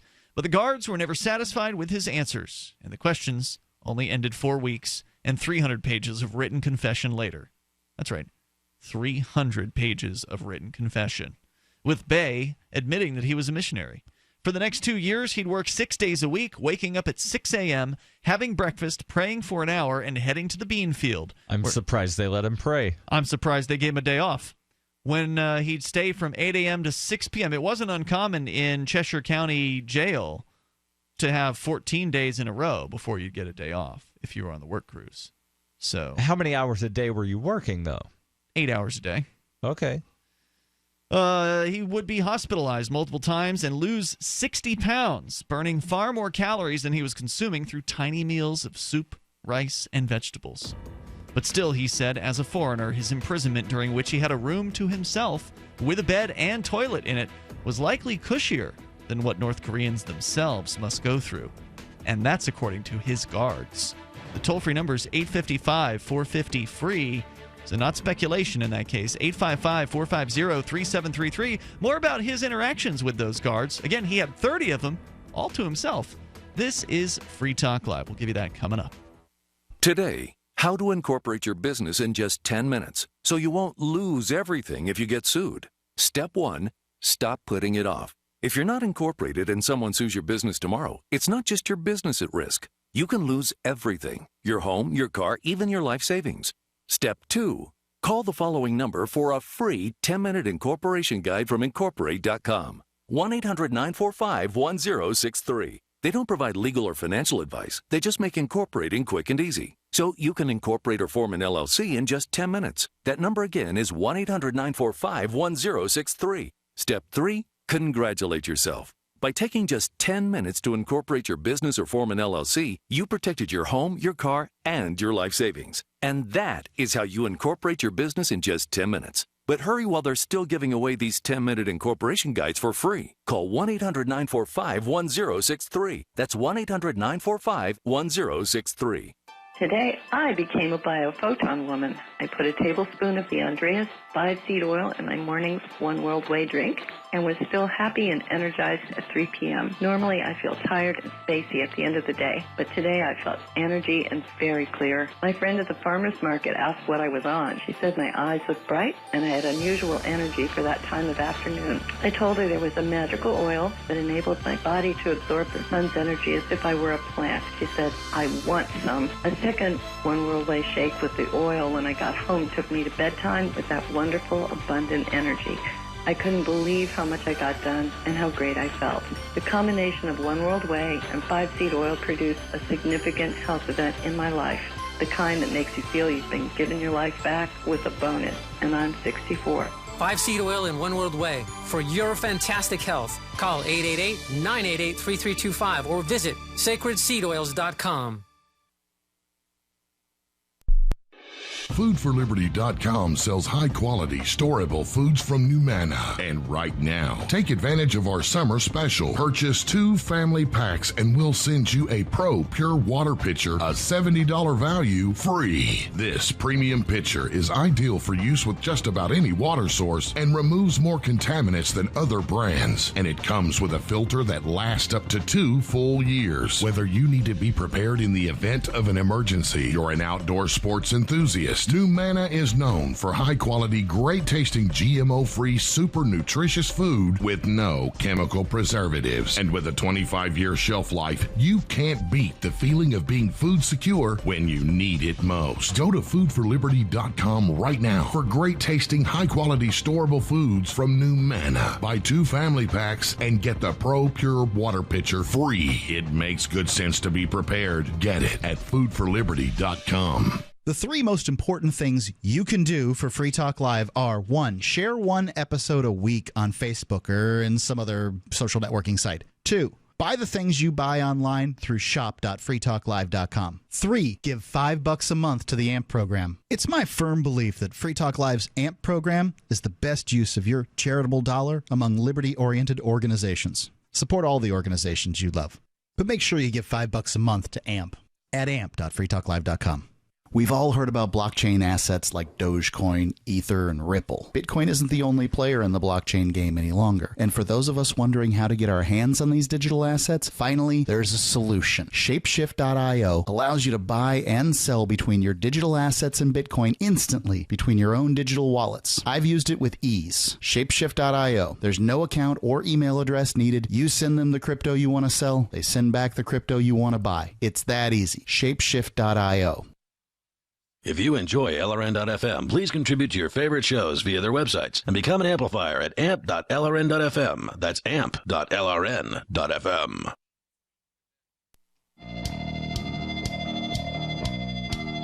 Hey, it's Free Talk Live. You can join us here. The toll-free number is 855-450-FREE.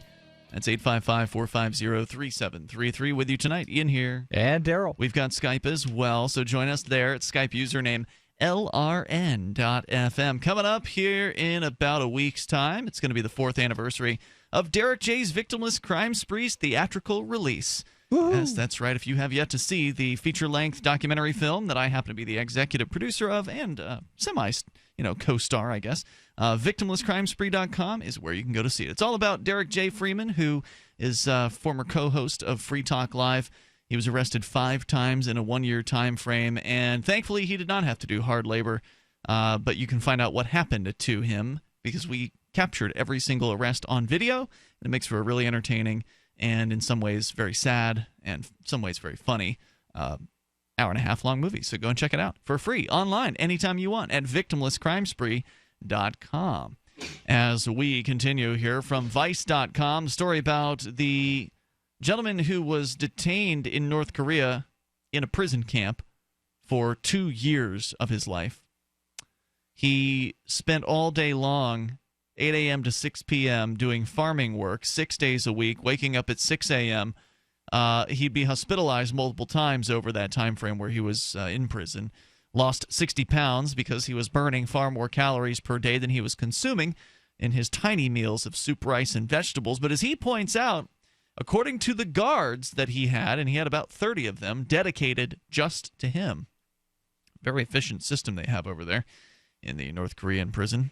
According to the guards, he actually had a pretty cushy life compared to the North Koreans themselves. He had a room to himself with a bed and a toilet in it. I mean, that sounds like, typical jail to anybody that's been in jail here in the United States. But, of course, actually in jail you usually have a cellie, although for a lot of my time I was alone as well.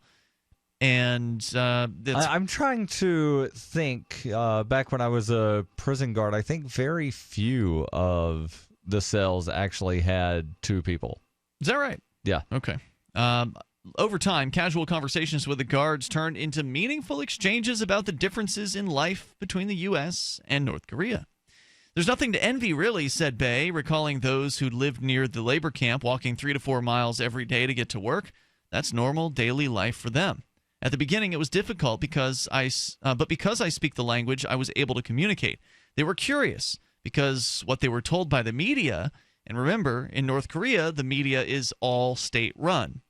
If you have a radio, it's locked to the state radio station. If there's a television, you're watching state TV. So you do not get anything besides the state media unless you have some sort of smuggled media. But otherwise, broadcast media, all controlled by the state. So what they were told by the media is that 1% of the people in the U.S. are rich and 99% of the people are poor.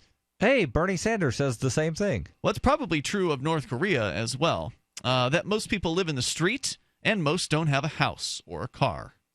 In North Korea, it's probably 0.1% are rich, and everybody else, is everybody else. I told them that's not true, he said. They want to know how much money that you need to live with a family of 4, things like that. I told them most people own a house and a car, and they said, well, that can't be right.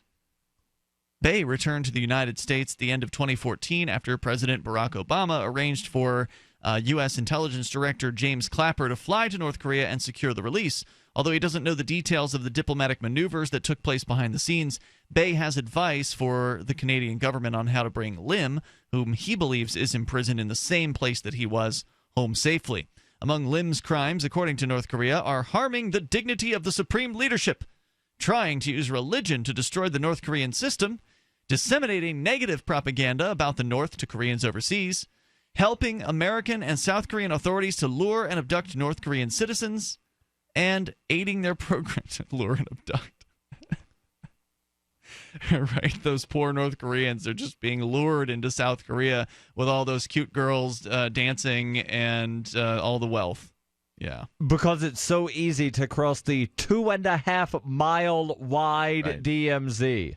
And aiding their programs to assist defectors from the North. According to Lim's family, the pastor was imprisoned during a regular humanitarian mission to the country where he looks after a nursing home, orphanage, nursery, and various other projects. When Canada's Global Affairs Department expressed dismay at the, quote, unduly harsh sentence handed down to Lim, and Trudeau said, quote, issues about North Korea's governance and judicial system are well known. North Korea denounced the statements as malicious slander and slammed the Canadian government for picking a quarrel with our fair and just judicial decision. At this point, instead of pointing out whether Pastor Lim is innocent, asking the North Korean government to release Pastor Lim for humanitarian reasons like health issues, and also because this is too much for him to handle as a goodwill gesture. I think that needs to be the focus, said Bae. He also considers an interview that Lim did with CNN in January after his sentence was handed down a sign that the North Korean government is willing to negotiate. Global Affairs Canada has been unwilling to disclose their efforts to bring Lim home beyond consular visits and being fully engaged in the case since it began, with some criticizing them for not being vocal enough. Canada has a limited policy of controlled engagement with North Korea. So, it's interesting, what sort of machinations have to go on just to get somebody released out of there. Bae says, in my case, the American government didn't criticize North Korean action. The reason I was there for 735 days is obviously because of a difference of opinion. So again, if you're going to take a risk and go to North Korea, I wish you the best, man. But the littlest thing over there could set them off, and you never know if you're going to come home. Yeah, and every time we talk about North Korea, I'm always reminded of the documentary that National Geographic did. And I actually did a search to find the name. It came out in 2007 called Inside North Korea, where Lisa Ling went into North Korea with a group of medical missionaries. And it's just so amazing the way the people in Korea responded to things. So they actually got the ability to go into the apartment of one of the patients that was having a cataract surgery done. And all of the pictures inside the apartment were of Dear Leader. And Dear Leader's family. Mm-hmm. So not any of their own family. Correct. Right. So Lisa, through the translator, asked, which is your favorite picture? Oh, they're all our favorite. I can't choose just one. I like all of them the same. Mm-hmm. They're all my favorite. And then she asked a question, can Dear Leader do anything wrong? And the response was, from the translator, I don't understand what you're asking. Yeah, they just don't understand the concept. Could not wrap their head around the concept of whether or not Dear Leader was capable of doing anything wrong. Right. They understood the concept of right and wrong. Right. And they know who Dear Leader is. They understood that, but they could not wrap their head around the concept of thinking about Dear Leader doing anything wrong. It's incomprehensible to them. Yes. The toll-free number is 855-450-FREE. That's 855-450-3733. As always, you can take control of the airwaves. This is Free Talk Live. Coming up, the AirBnB lawsuit against a city that's trying to shut them down. Your freedom to share is under constant attack by these government goons. We'll tell you about that on the way. Plus, you can take control of the airwaves. This is Free Talk Live.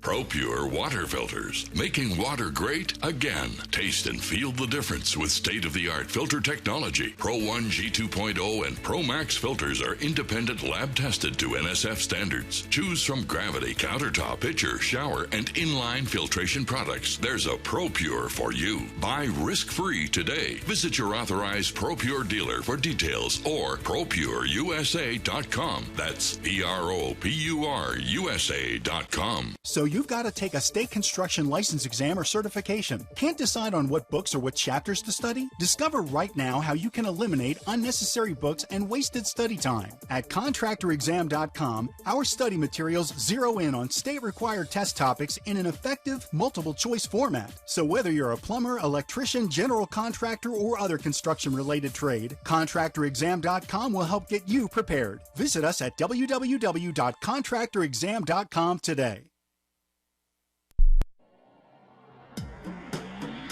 Free Press Publications is an independent, alternative media and publishing company founded in June 2009 with the mission of ensuring a free press for the freedom movement and is committed to spreading the message of peace, freedom, love, and liberty. FPP also gives new authors an avenue for publishing freedom-oriented material. FPP brings you daily news and commentary on the website, fpp.cc, as well as a daily 5-minute newscast, FPP Radio News, and weekly news, views, and commentary in the FPP Freedom Minute and Peace, Love, Liberty Radio at fppradio.com, and the monthly newspaper, FPP News, at news.fpp.cc. Find FPP online at fpp.cc. That's fpp.cc, as in Creative Commons. There's no better app for tracking the value of cryptocurrencies than CoinCap. I've had a lot of apps for tracking Bitcoin, but none that's ever been able to track 500 digital assets at once. Their best feature is the Altfolio. I love this thing. You enter how many Bitcoins, Ether, Dash, Doge, or whatever else you have, and it tells you how much your crypto is worth. You can watch yourself get rich. If you have crypto, go right now to coincap.io, or you can use the Apple Store or Google Play to get the app. I love CoinCap. coincap.io. Did you know you can watch Free Talk Live during our live shows 7 days a week from 7 to 10 p.m. Eastern via our studio cams at cam.freetalklive.com? Plus, you can chat with other listeners while you watch, all totally free. Now that our live video stream is hosted by YouTube, our video archives will be online even faster. So be sure to subscribe to our YouTube channel. Listen, watch, and chat all free at cam.freetalklive.com. That's cam.freetalklive.com. On Free Talk Live, we're bringing people to the ideas of liberty every day. From wrestling superstars like Glenn Jacobs. You guys really are having an impact, I believe. Like I said, a lot of where I am now is due to listening to Free Talk Live. You changed my mind on some very important issues years ago. To random people tuning in on the radio. I was kind of stuck in the left-right paradigm. I heard your show by chance on a Saturday night.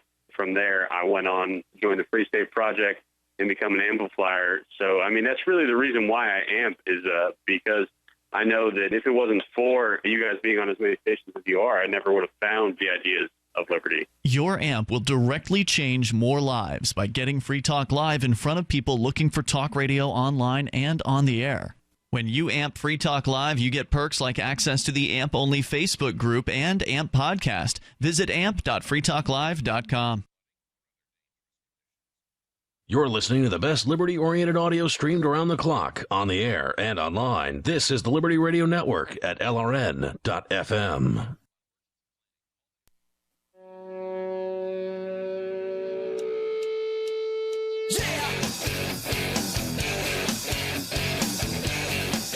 This is Free Talk Live. Dial in. Toll free here, 855-450-FREE.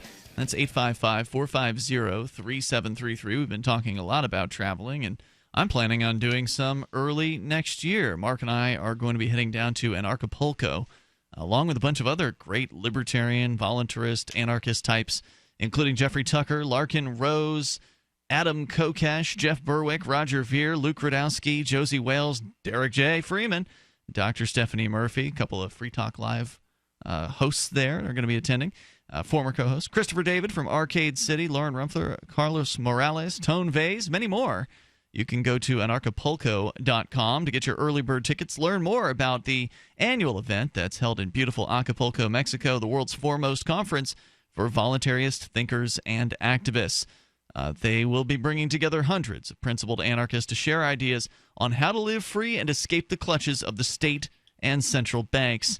The unparalleled lineup of speakers will discuss entrepreneurship, investments, politics, philosophy, health, sustainability, lifestyles, and personal relationships for 4 days among the sun and beaches of a world-class resort. It's at the Mundo Imperial Resort and Expo in Acapulco, February 25th through the 28th. We'll look forward to seeing you there. We're going to be putting together Free Talk Live on site.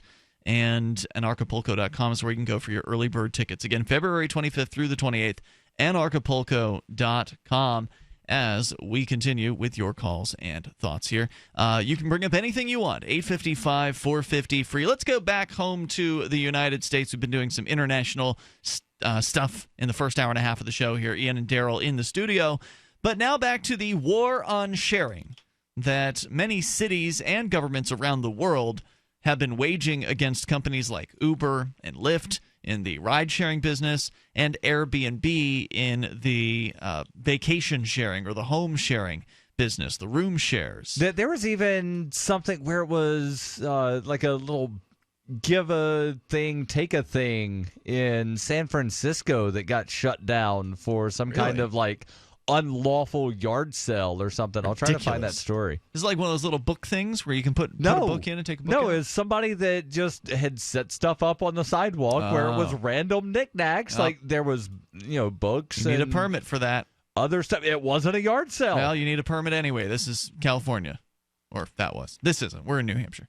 Airbnb isn't done with lawsuits over home rental laws. The story from Engadget.com that it doesn't like. Not by a long shot. It's suing the city of Santa Monica now over a municipal code that effectively bans vacation rental services through severe restrictions. For instance, you have to be at home in order to rent your house out, and you have to obtain a business license, for example, as well as reporting requirements that are ridiculous. For one thing, Airbnb's lawsuit claims that the rules violate multiple aspects of the U.S. Constitution. They're allegedly a violation of free speech by dictating what content people can publish.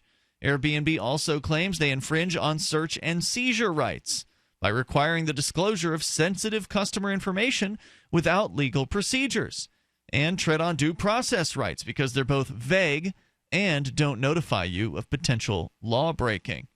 Now, this isn't a surprise because the way governments tend to work is they'll go ahead and just make it illegal, even though it might be illegal what they made illegal. Meaning that the process that they used, the law that they passed, the ordinance itself, the wording of it, the things that it requires, many government ordinances at the local town or city level or state statutes, federal codes, a lot of this stuff is illegal by the Constitution, but because most people can't afford to actually challenge the state, well, then they just keep getting away with being illegal. They keep getting away with all of this illegality by their own rules. Yes. So, we've seen this happen here in our very own Keene, New Hampshire, where there was a ban on the legal synthetic drugs. cannabinoids. Synthetic cannabis, but synthetic drugs in general. They banned those things here in Keene, even though the city attorney said out loud during a meeting, and I'm paraphrasing, that basically if this gets challenged, it's going to be overturned as illegal.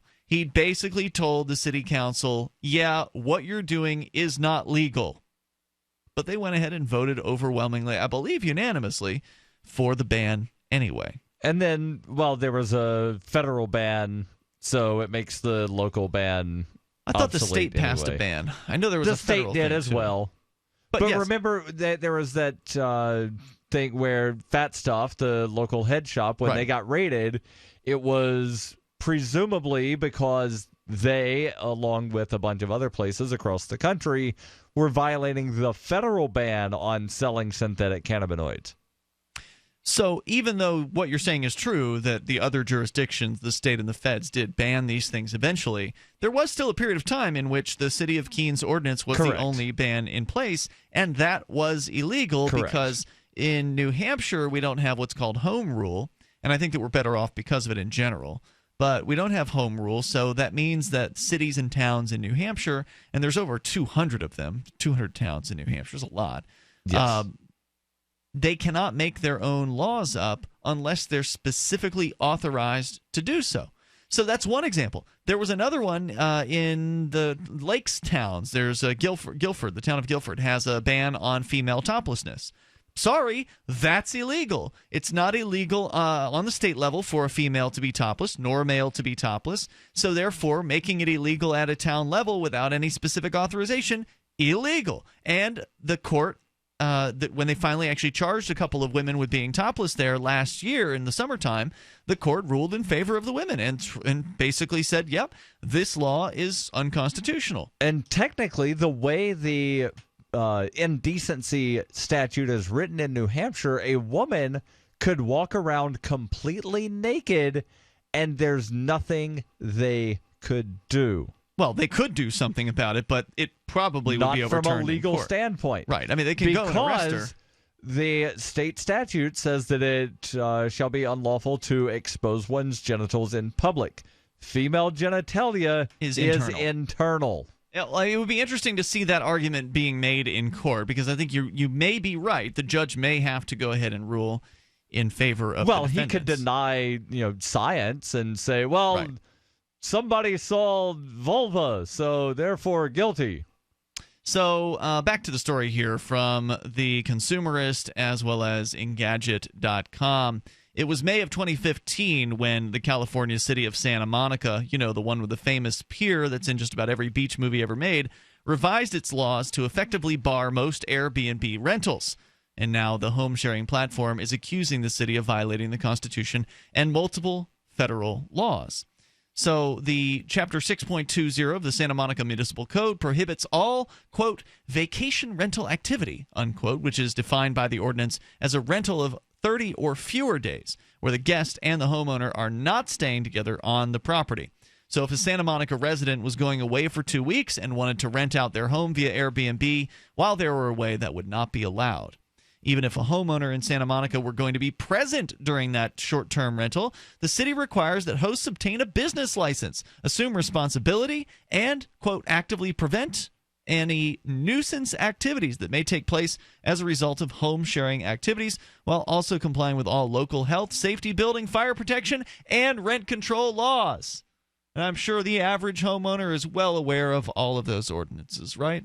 Everybody just spends all their time reading through the ordinances of the city of Santa Monica, because that's what people do with their fun, free time, is read ordinances. No, most people go ahead and do whatever they want to and then ask, if it ever comes to it, they ask forgiveness later. And if you're instead of asking permission, because it's so difficult to ask permission. Right. There's a thing here in New Hampshire that somebody created called Gen Court Mobile. Where you can go and click on various pieces of legislation, and whenever there's an update to that piece of legislation, I get an email if it's something that I've followed. Mm-hmm. There was a piece of legislation, had an update today relative to a one-stop shop for business licenses at the state level. Because there's so many different places that you have to go check with this department, that department. How about just make the state tell you all the forms you need? Well, I mean, it sounds like a streamlining, but of course the best option would be to get rid of business licenses entirely. Correct. The toll-free number is 855-450-FREE. This is a life-changing message for anyone with sleep apnea who is on the go and tired of dragging around a big, bulky home CPAP device. MiniCPAP.com now offers a portable device that's as small as a soda can and weighs less than a pound. For even more freedom, you can add a battery that's as tiny as a deck of cards. It's called the Transcend Mini CPAP, and right now you can try it risk-free for 10 days by calling 1-800-945-9289. Transcend is the world's first portable mini CPAP device. It gives you the freedom to sleep in total comfort anywhere you are. Our smallest and most advanced portable design ever, Transcend is so small and so light you can fit it in your briefcase or purse to use anywhere you go. It's FAA compliant too, so you can even sleep comfortably while flying. Enjoy the freedom to sleep comfortably anywhere. Call minicpap.com now for your 10-day at-home trial. 1-800-945-9289.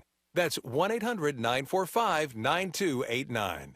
Will the government protect your family from Iran and North Korea's newest weapon, EMP? We buy guns to protect ourselves, home, health, and car insurance for accidents. Maybe you also have food storage. But how would you keep your refrigerator running in a long-term EMP blackout? Using tested military designs, the Solark EMP-hardened solar generator protects and powers your critical appliances for years without burying items underground or wrapping them in aluminum foil. Unlike other preps, Solark is used every day to help offset your electric bill automatically. Visit PortableSolarLLC.com to learn how easily expandable the system is. Solark is the most affordable and powerful solution on the market. The whole system even fits in the back of a pickup or SUV and can install in less than an hour. See for yourself why Solark beats other off-grid systems at PortableSolarLLC.com. Don't wait for the government. Go to PortableSolarLLC.com to learn why Solark is energy insurance for your family. Every once in a while, you get information that's worth changing your life for. This is one such time. You can save up to and beyond 25% on all purchases at Amazon. You probably heard of Bitcoin and just not thought much about it. You certainly know that you can get competitive pricing at Amazon, but now you can get a 25% discount on nearly everything you need to live. I've just given you a huge raise, and all you have to do is claim it. You go to saveitpurse.com and open an account. Do this right now. Don't wait. Then you fund the account with Bitcoin. I know this sounds unbelievable, but at my house, we saved as much as 45% off of a new item on Amazon. This information is worth you changing the way you do things. Go to saveitpurse.com right now, get signed up, and cash in on the huge raise I'm offering you. 15 to 25% off of everything at Amazon through saveitpurse.com. It's saveatpurse.com. For years, LRN.FM has had a listen line that you can call and listen to LRN.FM anytime. Now we're taking the idea to a new level with the LRN.FM audio on demand line. You can call 641-793-9660 anytime and listen to LRN.FM's live feed, and you can listen to a bunch of our original shows on demand. Long distance fees may apply. Just dial 641-793-9660 and choose from the menu. 641-793-9660.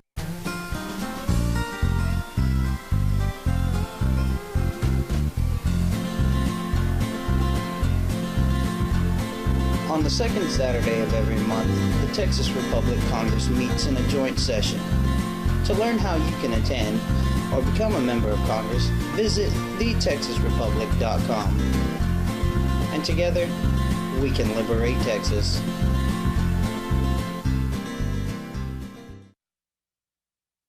While our satellite channel is free to listen to, it's not free for us. You can help us cover our satellite costs with the chip-in on the right side of the page at lrn.fm.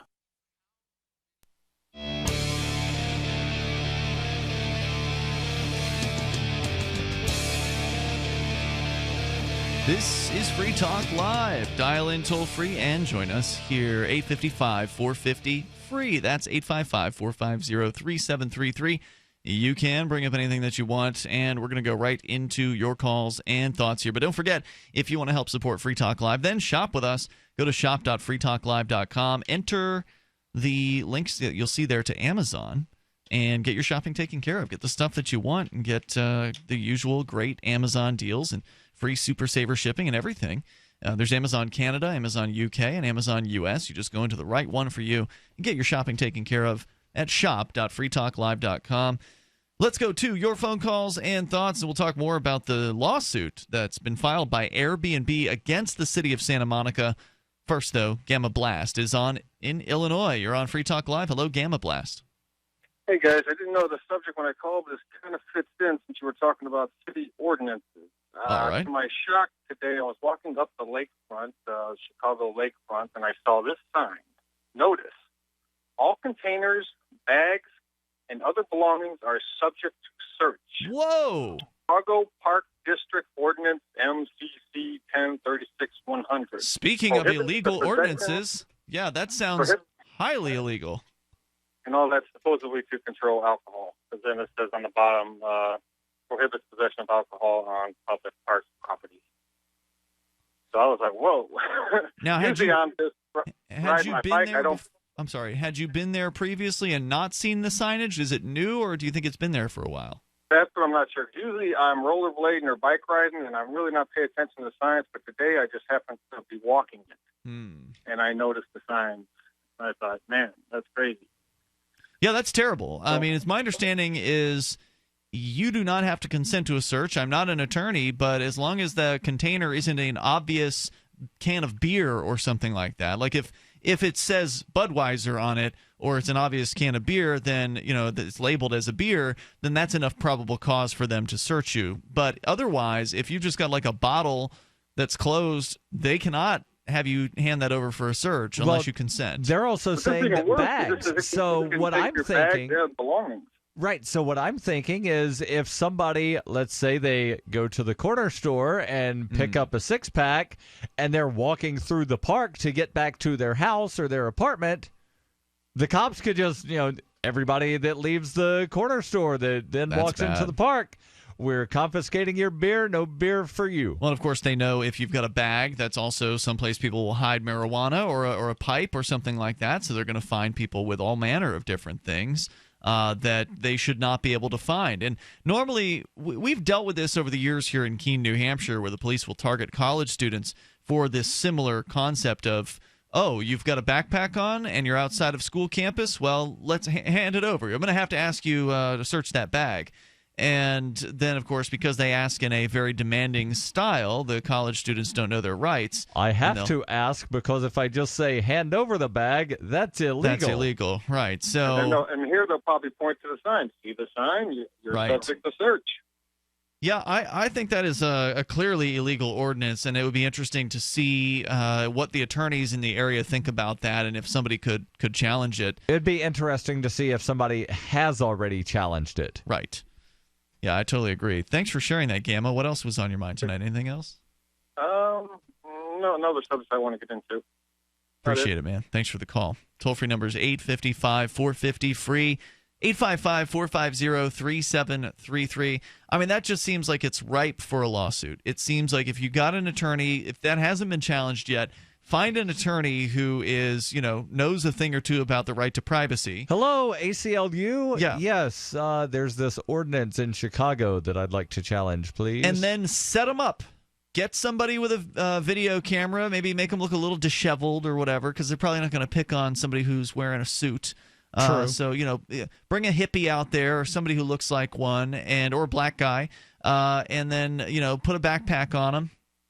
Give them a paper bag with a soda inside it or something like that. Like put a soda bottle in a paper bag. The way it looks like you're a homeless person drinking alcohol from a paper bag. Have somebody nearby who has a video camera or put a hidden camera. I don't know what. Oh wait, isn't Illinois one of the two-party consent states? Yes, yes it is. Well now, okay. So there have been court decisions, at least in New Hampshire, that have verified that you have the right to record a police agent surreptitiously. But I don't think Illinois has had those decisions. Not out of New Hampshire. It was out of the First District Court. No, there was a New Hampshire District Court decision, actually, that verified that, yes, you do have the right to record police officers surreptitiously. The case was out of Manchester, I believe Manchester District Court, where a man was recording police inside his own home when they were searching his home. And they got mad about it because, hey, that's wiretapping. Well, the judge threw out the case and said, you have a right to record the police. Okay, yeah, and he cited the previous precedent set by the First Circuit. And, I think he did, yeah. Specifically Glick, but also re-upheld in the Garrick case as well. So I don't know what the law would be there in Illinois. I don't know what the current status is. I do believe that I remembered reading something about a year ago maybe where there was a court in Illinois that did recognize the Glick decision and said that even though this is not precedent for this specific area because Glick, blah, blah, blah. Mm-hmm. And so there would be some precedent. But again, yeah, you're treading on dangerous ground. Seek legal advice before doing any kind of anything. But with that. In theory, this could be very, very interesting to set up the police and see if they'll go ahead and take the bait. And then if so, you may have something that you can get a payout on. Like an attorney might be able to get paid real well. The victim might be able to get paid real well for a clear, obvious violation of the right to privacy. Yeah. Because, look, hey, it's basic. One of the basic rules of this country is that they're supposed to, if they want to search something, have probable cause for it. They're supposed to have a warrant specifically to search the thing. Not just because some city council has passed an ordinance that says, well, if you're in this area, then we get to search you. No. It's not supposed to work that way. Supposed to. Yeah. So even though they obviously pass illegal ordinances all the time, and that's what we're talking about here with Airbnb suing the city of Santa Monica over Chapter 6.20 of their municipal code prohibiting vacation rental activity for anything less than 30 days. If you are not there, you can be there, but even if you are there, you still have to have a business license. You still have to have responsibility and actively prevent any so-called nuisance activities. And you have to comply with all local health, safety, building, fire protection, and rent control laws. So how many people who are going to rent out a room to some, temporary crashers are going to take the time to read through and know any of the health, safety, building, fire protection, and rent control laws. Come on, you're just renting a couch to somebody.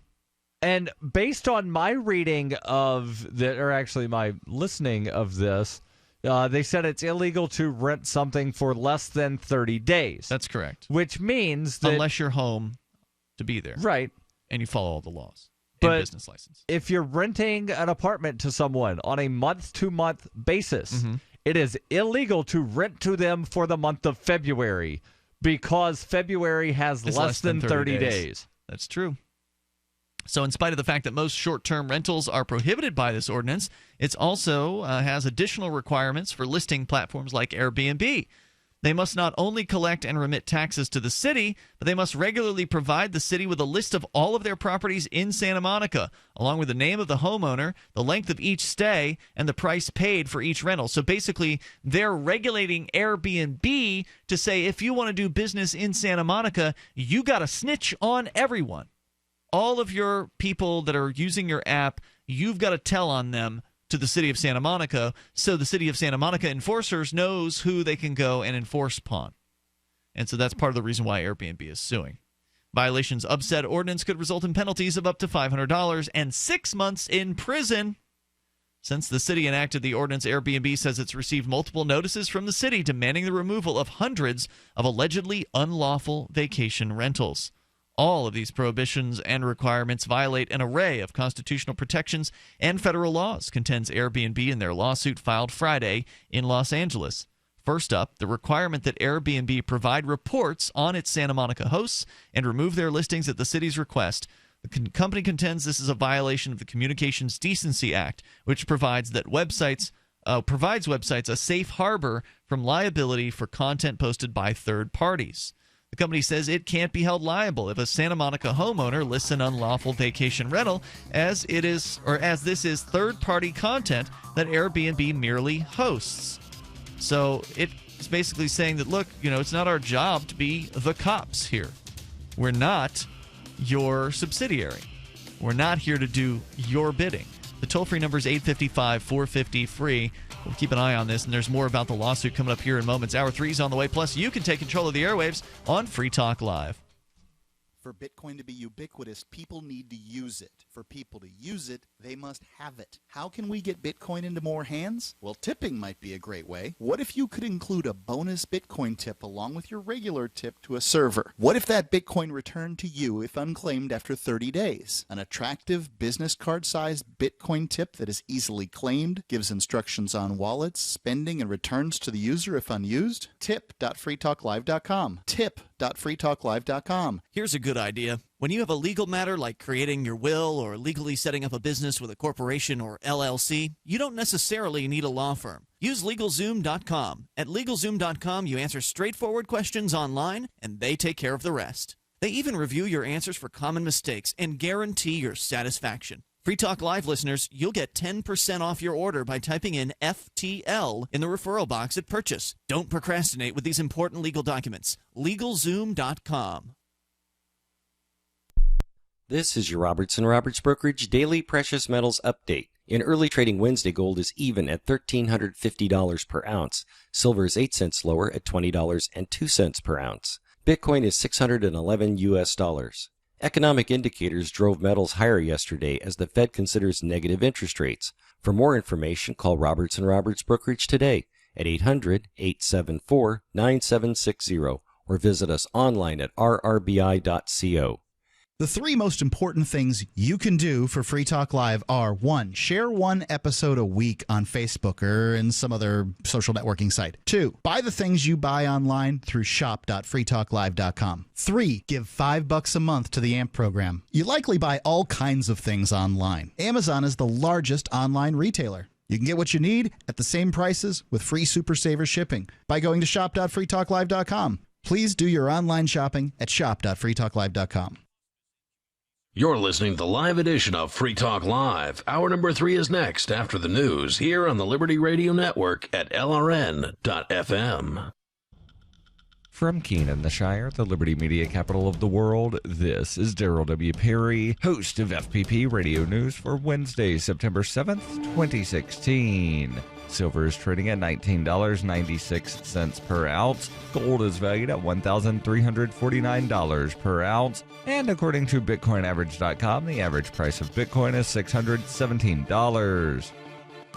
Antiwar.com reports Turkish Deputy Prime Minister Numan Kurtulmuş on Tuesday sought to distance his government from a month and a half of allegations of American involvement in the failed July military coup, saying there is no evidence that America even knew that the coup was going to happen, let alone that they were involved. Several Turkish officials, including President Erdogan, had made claims of a foreign power backing the coup, usually with references to cleric Fethullah Gulen being based in Pennsylvania. Pro-government media outlets were more overt in allegations, accusing top U.S. military personnel and the CIA of direct involvement in the attempt. Turkey is eager to get Gulen extradited from the U.S., and it seems the accusations were part of a strategy to convince the U.S. to prove its loyalty to Turkey by speeding up the process. With the U.S. now making it clear that it's not going to happen, they're backing away. Kurtulmuş did, however, say that Turkey still expects that the U.S. will ultimately hand over Gulen, though he conceded that it might take some time because of the judiciary process. The U.S. has insisted that the extradition request, though including substantial paperwork, included not a single piece of evidence of Gulen's involvement in the coup. Gulen has denied any role in the coup and condemned it.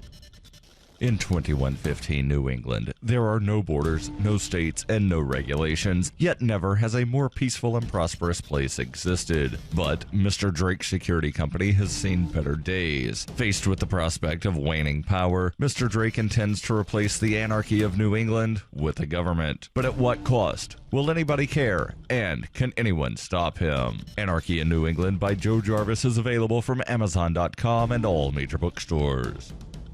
UPI reports a former swimmer for Stanford University on Tuesday registered as a sex offender after completing half of his court-imposed jail sentence. Brock Allen Turner was released from the Santa Clara County Jail on Friday to the custody of his parents in Ohio. The swim star was forced to register as a sex offender immediately on Tuesday, according to the Greene County Sheriff's Office, the first day of business this week following the Labor Day holiday. Turner, while a freshman at the prestigious California institution, sexually assaulted an unconscious woman on campus, a story that made national headlines. After he was convicted, Turner was expelled from the university before he completed his first year. He will now serve 3 years of probation and must remain a sex offender for the rest of his life. Under the terms of sex offender registration, Turner must update his status every 90 days. His next deadline is December 5th. His neighbors will also receive notification that a sex offender lives nearby, and authorities will make random unannounced visits to his home. On the registration form, Turner stated details of the sexual assault on a 23-year-old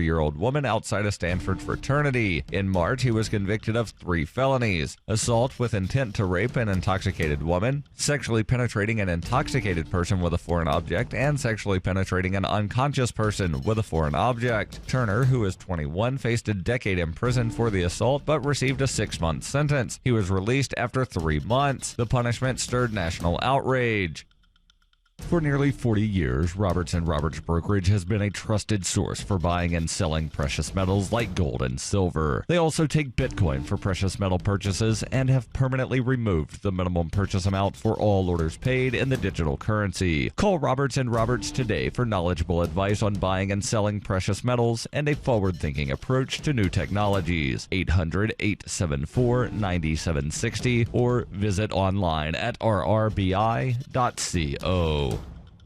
Reuters reports nearly 24 people were injured when a Metrolink commuter train carrying nearly 200 passengers crashed into a semi-truck on Tuesday morning in Los Angeles, according to fire officials. The collision occurred around 10:40 a.m. local time in the Sun Valley neighborhood of Los Angeles, according to the Los Angeles Fire Department. The department said 21 people were taken to area hospitals with minor injuries. The driver of the truck was uninjured, according to the fire department. Dozens of firefighters and medical personnel triaged the train's 187 passengers, according to fire department spokesman Eric Scott. Scott said the crash occurred in an intersection and the crossing guard arm appeared to have been broken. Officials from the fire department and Metrolink said the 5-car double-decker train suffered very minor damage and was able to continue on its route. Law enforcement were conducting an investigation into the crash. This has been FPP Radio News, online at fppradio.com.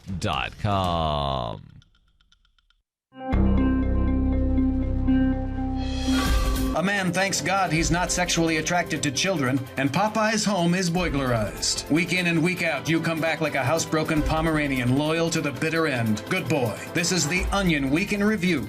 Georgia's Cobb County Evangelical Hospital held its 5th annual Walk to Cure Gayness today, reportedly drawing thousands of participants to raise funds that would cure sufferers of their homosexuality and make gayness a thing of the past. Hospital administrators told reporters that funding from the walk would go into providing new state-of-the-art gayness treatment equipment, along with remodeling the hospital's physical therapy center, which has spent nearly 14 years reteaching gay men how to walk properly. Oh God, I was a goner. But as you can see, I'm now happily married to a woman, and as of next month, I will have been in full remission for 2 whole years.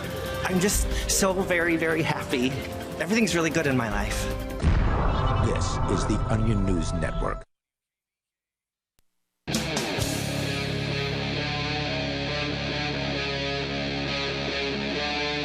Free Talk Live.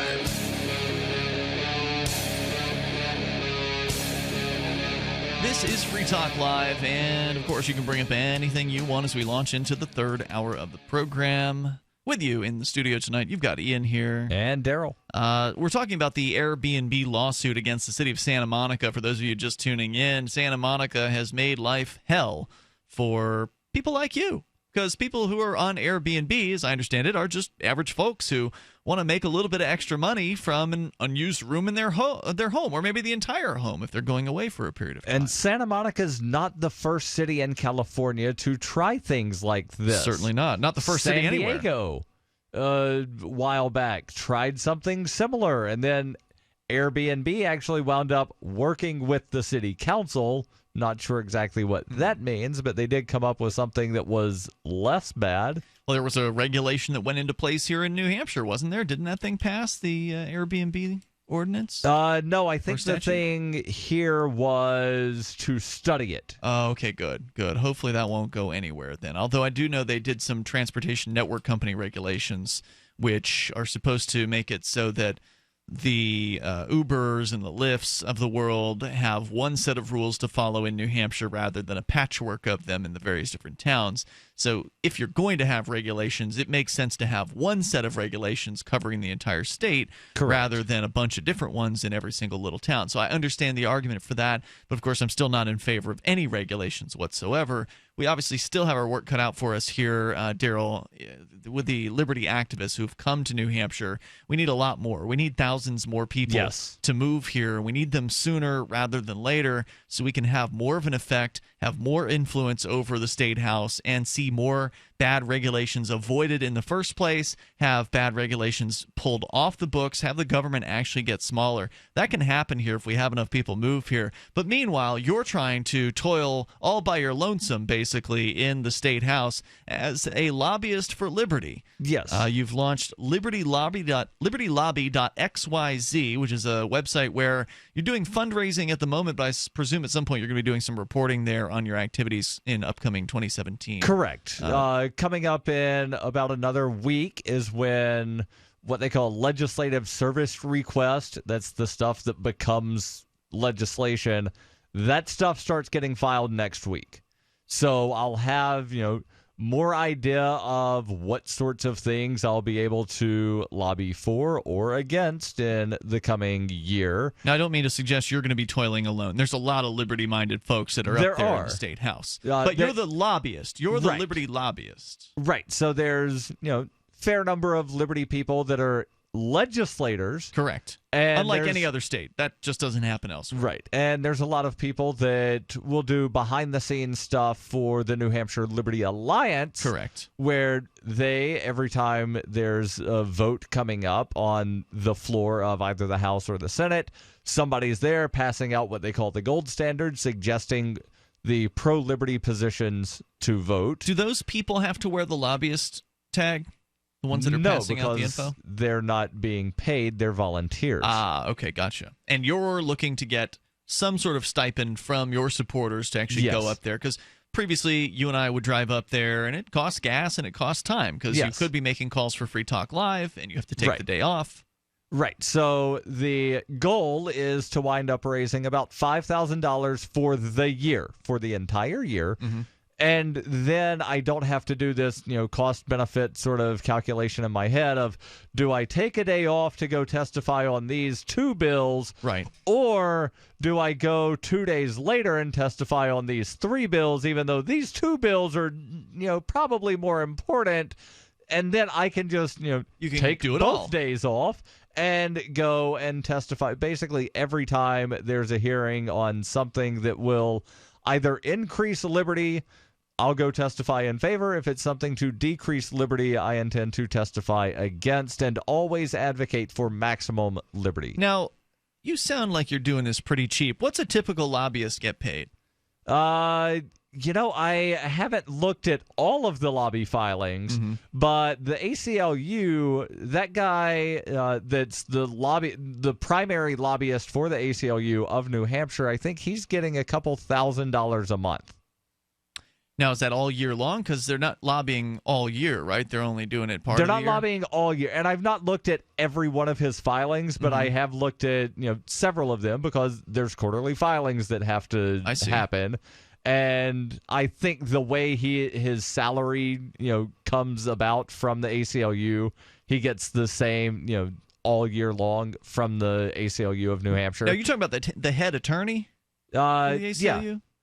Now, so is that separate from what he gets paid to be their head attorney, or like the boss man, basically? Because he does more than just lobby, that guy. Correct. And that I don't know. Okay. The lobby filing, it's kind of weird. So you're only supposed to report what you're being paid for lobbyist activities. Okay. So one would presume that his lobby filing only includes what he's being paid for lobby-type stuff.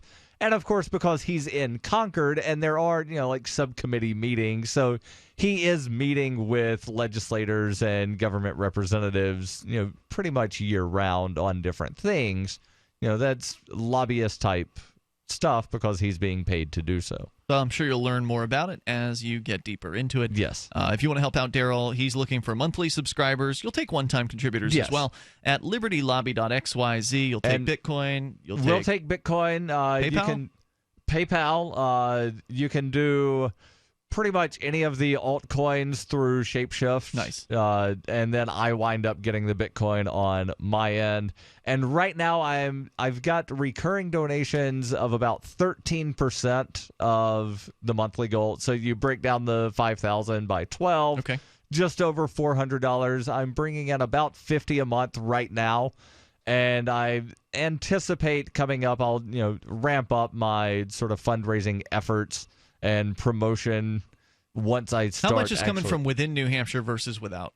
I would have to look. Because this is a way I do know that there is somebody in Nebraska that's making a recurring donation. This is a way for people who are not in New Hampshire to help out what we're doing. I mean, you know that we're doing some valuable work here. You know that the liberty movement here is unmatched compared to anywhere else on the globe.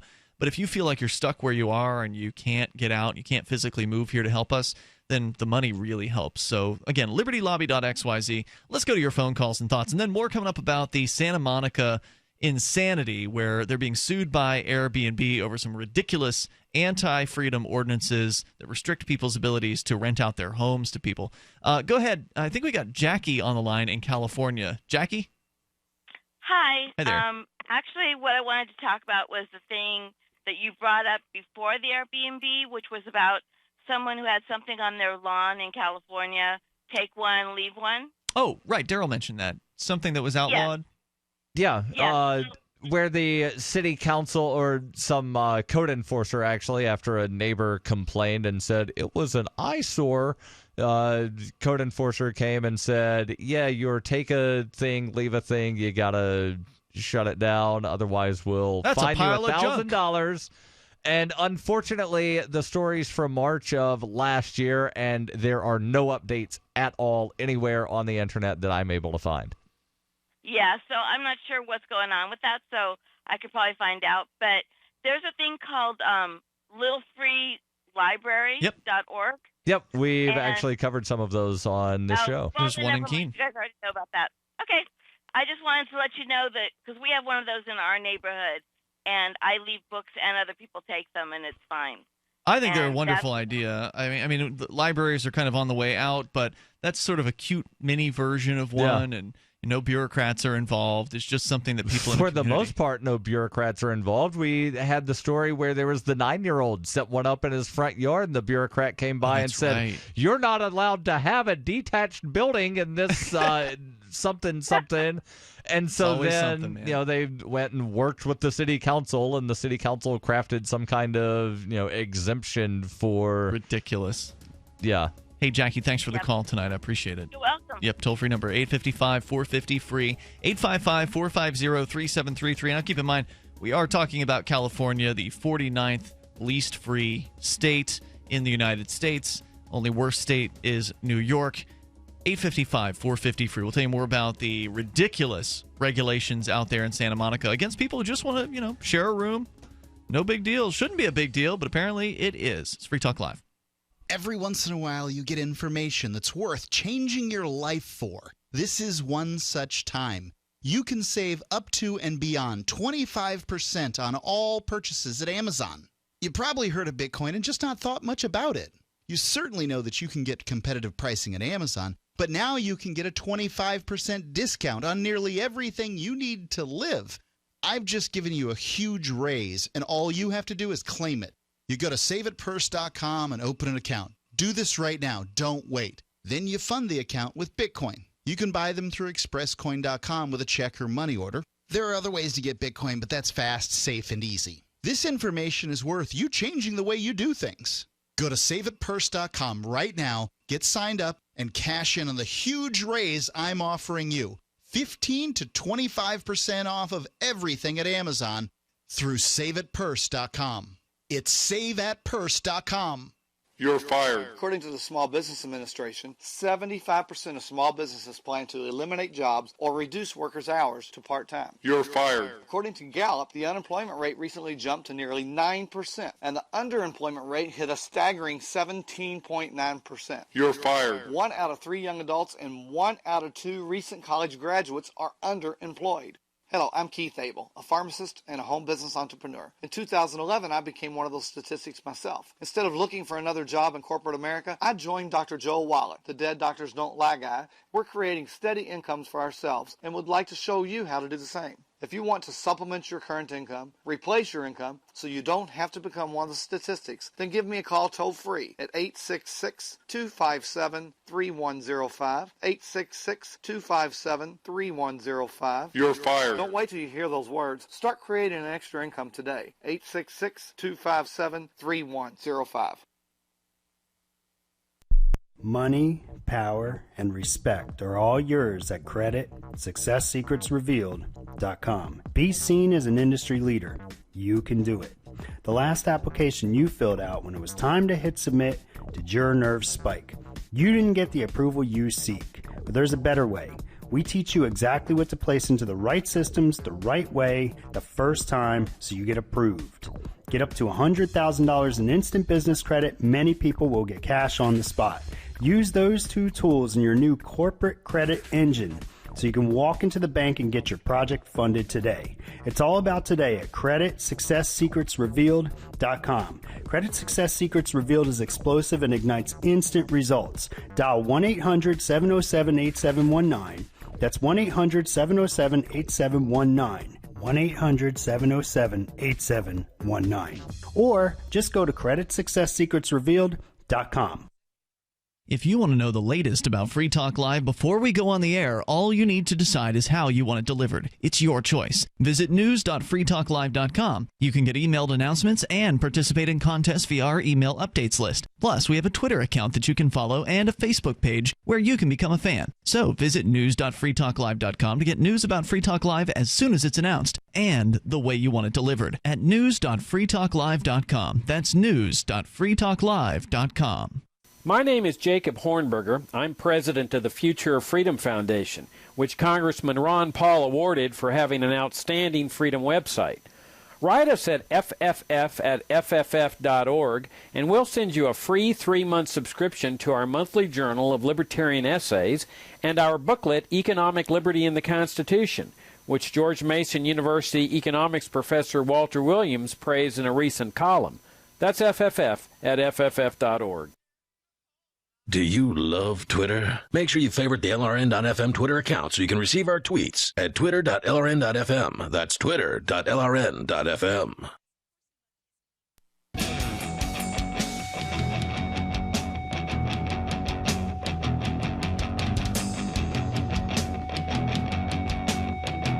This is Free Talk Live. You can bring up what you want. Just dial toll free here, 855-450-FREE.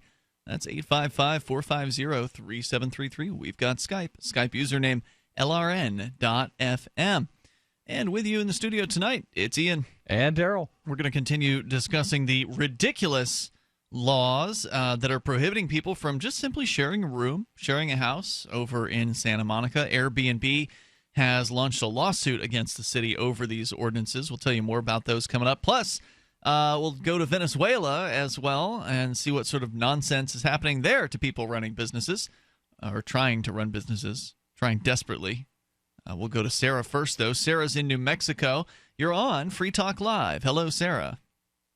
Yes, speaking of wasting our city tax dollars here in Albuquerque, there's this CEO. His name is Rob Perry of the mayor's office, and he was getting like $90,000 per year. I don't know who makes $90,000 working for the city in Albuquerque or New Mexico, and he was supposed to get like another 25% raise increase.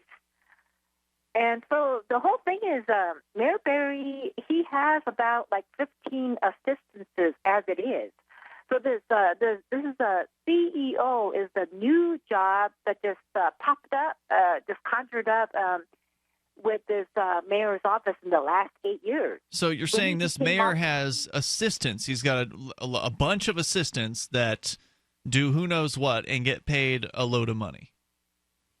Well, I don't know how much he has about 15 to 20 other assistances, I guess, and then I don't know how much they get paid, but the CEO is a very new position. There was no such thing as a CEO of the mayor until Mayor Berry got into office. It's a newly created office, and he was getting about like 90 to 100,000. Now he's going to get another increase. And so they're always talking about we have a budget crisis, and they want to cut the trash workers, the city bus workers. They want to cut their salary, but he's getting an increase. Well, it's good to be in the gang. I mean, if you're high-ranking in the gang, the city's really nothing more than a criminal gang, and they get their money from people through taxes, which you support, by the way, Sarah. So it sounds like you don't necessarily support the way the money is being spent, but you support the idea of the system and taxes because, well, you live off of them. You receive welfare. So you like it when they spend the money on you, but you don't like it when they spend the money on them, huh? Well, the thing is, why is this job necessary? And you know what? Average why don't they city workers get paid. It was never a job creation. There was no such thing as a CEO. Well, it sounds like they just made one. I'm on the City of Albuquerque's website right now, and on the About the Mayor page, they refer to the mayor as the chief executive officer of the City of Albuquerque. But that's maybe he's outsourcing it. No, so that's one of those things, sort of like how the President of the United States is often referred to as the Commander-in-Chief. Okay. It's another title for what the person does. It's certainly possible that Sarah got it wrong. I mean, she's called the show and has been wrong on a multitude of occasions, but that doesn't mean that she's wrong in general about the waste of money that you typically see governments do. I mean, one of the reasons why, Sarah, they're so wasteful is because they're a monopoly. Now, are you familiar with what a monopoly is? Oh, yeah, well, they waste money all the time. No. That was a question. Are you familiar with what a monopoly is? Right. Well, they run every industry in that sector. No. A monopoly is someone or a group or company that has exclusive control over something. They are the only option in the marketplace. And the government has a monopoly over coercive violence. And they use that coercive violence to give themselves monopolies in other areas as well. So they might be the only organization to provide water to your home, for instance, or some other thing that car registrations. There are certain things that only the government does. And if you go out and you try to compete with the government, then they'll send men with guns after you, and they'll put you in a cage or possibly kill you. So the government is nothing more than a criminal gang. They're ruling by the threat of violence over people. One of the differences between them and your typical criminal gang is that the government has these things called elections, and they've got courts and uniformed police. So they make it look like there's something more than just a criminal gang, but ultimately that's all that they are. So when they start doing things you don't like, there's really nothing you can do about it. If they have a bunch of bureaucrats that they hire at City Hall, and you feel like the money should have been better spent maybe, on the transportation system or on the welfare system, well, sure, you can complain about it, but ultimately there's not really anything that you can do. Sure, you can try to vote in some other gang leader into the gang, but it's very unlikely that the gang leader that you vote in is going to undo all of the things that the previous gang leaders have put into place, because the government likes to have a big government. Well, the thing is, I learned about this through David from New Albuquerque that calls in, and he called in yesterday. He announced it on the local radio show. That's how I know about it. And I think the most important thing is to expose the corruption. That's the first part. Okay, so I found the list of the mayor's staff, and there's something called the Chief Administrative Officer. Okay, CAO? CAO, and that's something completely different from a CEO. Is that like a city manager, basically? Is that the kind of the equivalent of the city manager? That seems to be what Chief Administrative Office would be like the city manager. But either way, there's plenty of corruption to expose. Thank you for the call tonight, Sarah. There's plenty of corruption to expose. I mean, look at the corruption in Santa Monica, the ridiculous rules that they're putting on average homeowners who just want to rent a room or a couch or the whole house out to, people who want to stay there. I mean, this should be basic freedom of, doing what you want with your business. But in lots of places, there's ridiculous rules. And one of the reasons why these ridiculous rules are created is to protect the businesses in the hotel industry. Right. And the old school. The mayor of Albuquerque has 8 people on his staff, not 15. Okay. But regardless, there's no doubt that there's bloat in the city of Albuquerque. Of course. It's just not as bloated as what Sarah was saying. Okay, that's fine. But regardless, she's right. There's corruption in the city of Albuquerque. There's corruption in every city. That's correct. There's corruption in every town. And if you think there's not, your head is so far up your rectum, it's no wonder it's poking out your shoulders. So I agree that you should expose corruption. If you've got evidence of corruption, you should absolutely expose it in whatever way you can. Calling a local radio station, posting it on a local blog, calling the television station, calling the newspaper, or putting out your own newspaper, whatever it is that you can do. Create a TV show on the local public access channel. There's ways to get the word out about corruption. But ultimately, as long as we still have this idea of the state sticking with us, you'll never get rid of it. You can expose it. Every now and then, one of the corrupt agents might actually go down for it. They might actually get charged with something, because they've been so egregiously corrupt. Like that happens in Illinois sometimes with the governors. Yep. There's the joke that the prisons in Illinois have a governor's wing. It's the only way you leave office, right? Is in handcuffs. So you can expose it, and I'm not saying don't do that, but don't expect anything to change because of the nature of the way the state works. Coming up. By now, you know that wireless technology like cell phones do in fact pose dangers to the health and privacy of everyone. Block-It Pocket's wide range of products are unmatched in providing the protection you deserve. No scare tactics, just common sense. BlockItPocket.com offers quality American-made options to alleviate and eliminate these invisible dangers. Learn more at BlockItPocket.com or call 888-315-9618. BlockItPocket.com, enhancing health and privacy.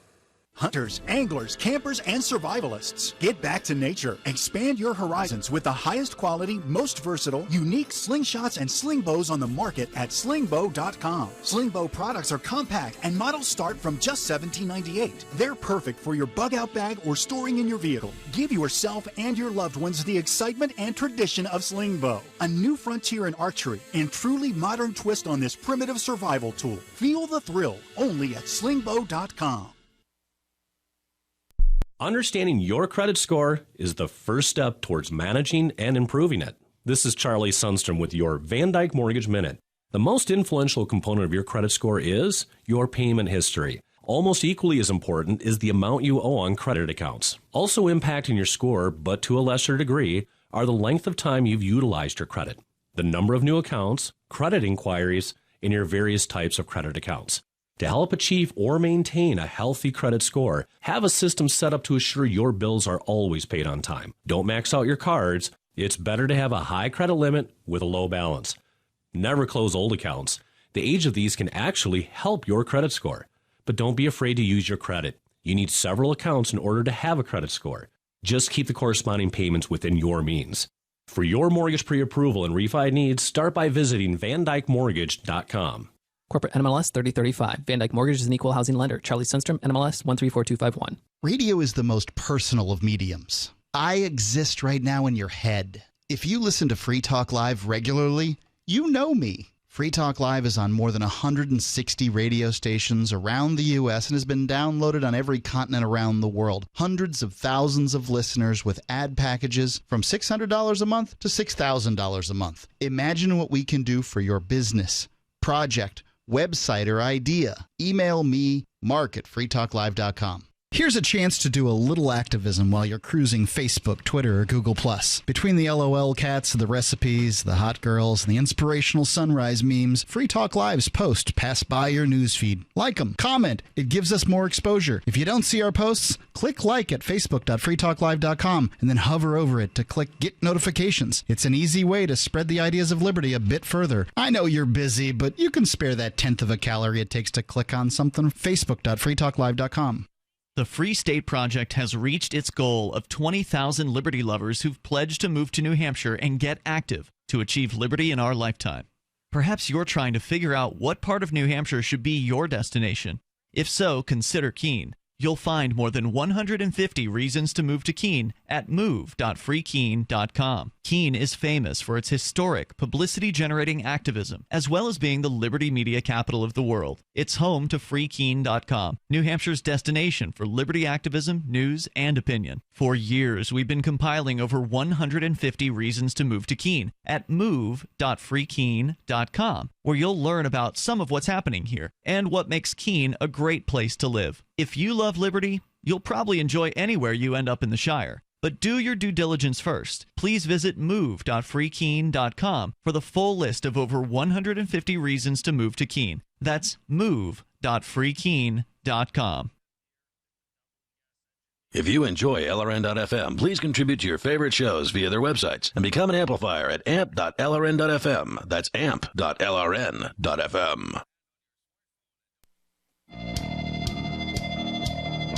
This is Free Talk Live. You're invited to join us on the radio here. The toll-free number is 855-450-FREE. That's 855-450-3733. We've got Skype. Our Skype username is LRN.FM. And with you in studio tonight, it's Ian. And Darryl. So, we talk a lot about cryptocurrencies here on Free Talk Live. And Darryl, you had been going to this website that had been allowing you to actually mine things in your browser. Yes. And I went and checked out the site today. I downloaded their app, because there's also an app that you can download, and then you can use that to mine as well. But there are a number of cryptocurrencies, not Bitcoin, that you can actually mine without fancy graphical hardware. Yes. So originally with Bitcoin, I believe you could do CPU mining, but maybe I'm wrong with that. But at some point, I'm getting a thumbs up from TJ the Spy in the background. At some point, you couldn't do that anymore, and I'm not sure what it was that changed. The hash rate. Just because the hash rate went so high that yes, you couldn't even do anything with a CPU. So when you're mining these cryptocurrencies, The newer ones, you can still mine those with CPUs. In fact, some of them are designed, I believe, to be CPU mineable the entire way. So yes. They'll never be out of the reach of the average person. And so this website has those features. And so right now, or earlier today, I was experimenting with their program and I was mining Monero. Now I'm mining that right now. Yeah, unless you are, unless you have a real balls to the wall graphics card, you're still not going to get a whole lot out of this. But if you want to get into mining, these guys are making it pretty easy. And I've set up an affiliate link. So if you want to sign up, you can do that. Go to mine.lrn.fm and you can get signed up there, download their program, and you can choose which currencies you want to mine. They'll actually allow you to, you can let them decide for you based on whatever is the most valuable, or you can just choose which one you want to mine. So I chose Monero just because Monero is kind of a hot thing right now. It's the new hot anonymous cryptocurrency. And if you do have a GPU, if you've got a nice graphics card in your computer, then this takes advantage of that as well. Right. So, and if you're just doing the CPU mining, you can actually set how many cores you want to use. That's pretty cool. You can mine multiple currencies at the same time.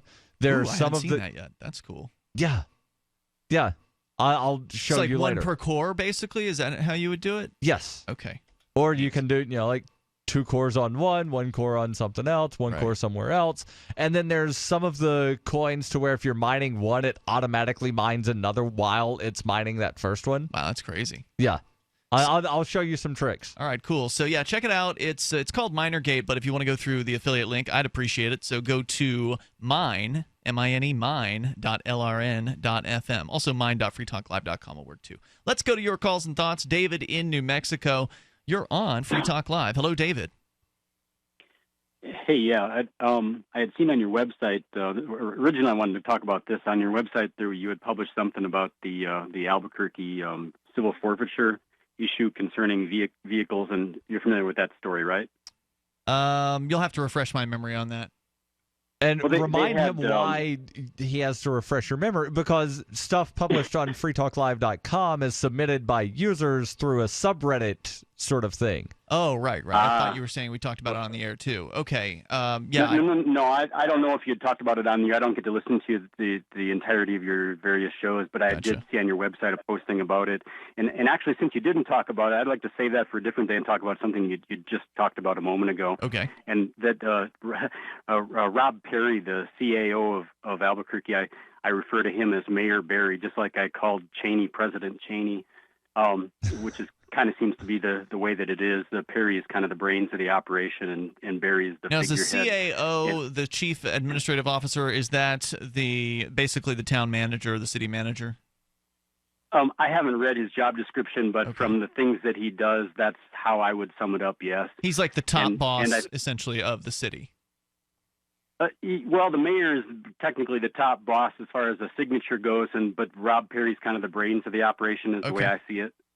Well, but Rob Perry will be there if the mayor leaves office, right? Like Rob Perry's going to continue as a bureaucrat until he retires, likely, or is replaced. Well, as a bureaucrat, however, I think I don't know. I haven't viewed the contracts, but I believe that he's part of the Barry administration. Therefore, his job ends when Barry leaves office. That's my guess. Oh, that's different than what we have here. If that's true, then that's very different from how it is here, where the mayor can change out and in and change out, and then the city manager stays the city manager until the city manager feels like leaving, basically, until he feels like retiring, or unless there's some sort of scandal that forces him to retire.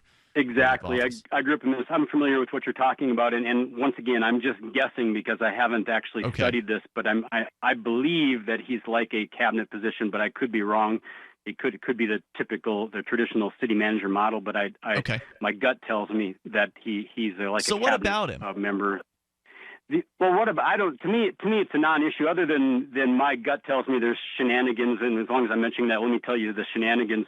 Here's one fact: the Mayor Barry's assistant Sally Maillet I used to call the mayor's office a couple times a week with helpful information about the city, and one time I had to take them to terms on one issue, and Sally handed the phone over to one of the mayor's APD cops that was in the office that's there to protect him. Handed the phone over to him, and the cop told me to never call the mayor's office again as a citizen. How do you like that one? They're not really accountable now, are they? I mean, they'll pretend to be like they'll pretend like they're listening, and then if you call too many times or you're too critical, then you don't get to call anymore. There was a story that I covered a couple of years ago where Uber had put up on their website a thing to where people could email the city council of Houston because Houston wanted to ban ride sharing. After the city councilors got somewhere around 10,000 emails over a period of time, the city attorney for Houston sent Uber a cease and desist and said, do not allow people to contact us anymore through your website. Did Uber continue? I believe they did. Good for them. And yes, so much for freedom of speech to your government by a citizen. And the likes of that. And what about the right to petition for redress, where the Supreme Court about a decade ago said, oh, yes, you have the right to petition, but there's no obligation that anyone actually respond. Exactly. Here in Keene, New Hampshire, we were sued. Some of the activists were sued because we said some things to the parking enforcers that they didn't like as we were going out and filling up parking meters that were expired. Some of the words that were spoken to them were upsetting, and so they filed lawsuit. We're still in court over that, and that's going to the Supreme Court. David, was there anything else you wanted to share about that? Go ahead. Yeah, I do. You did actually make my next point. My next point was about your right to petition the government, and sending an email is petitioning your government, and phoning my mayor's office is petitioning my government. And like I said, they actually threatened to arrest me if I ever called the mayor's office again. Wow. And another thing is, when the mayor appears on the local radio station, they block me from being a caller. They invite citizens to call in and question him, except for David Olson. So do you have access to anyone with trained ravens or carrier pigeons? I do, and I plan to use them. Thanks, David, for your call tonight. Appreciate it. The toll-free number tonight is 855-450-FREE. What he's revealing there is that all of this is just an illusion. I mean, the idea that this is somehow a responsive government, that they care about what you think, it's BS. They don't care about you. All they care about is whether or not you pay them, whether or not you obey them. As long as you pay, they don't care what you do, what you say. And I did some digging. The CAO in Albuquerque is actually appointed. It's like a cabinet position where the mayor appoints, the city council advise and consent, and then the as far as the duties, it is like a town manager or city manager, where he is responsible for the day-to-day operations of the executive branch, but it's an advise and consent. Appointed That's crazy. By the mayor. Because you would think that you would actually want a long-term city manager, someone who's going to be familiar with the city, not just come in for 2 years or 4 years or whatever. More coming This guy's been in since 2011. Toll-free number is 855-450-FREE, meaning the city manager and this guy?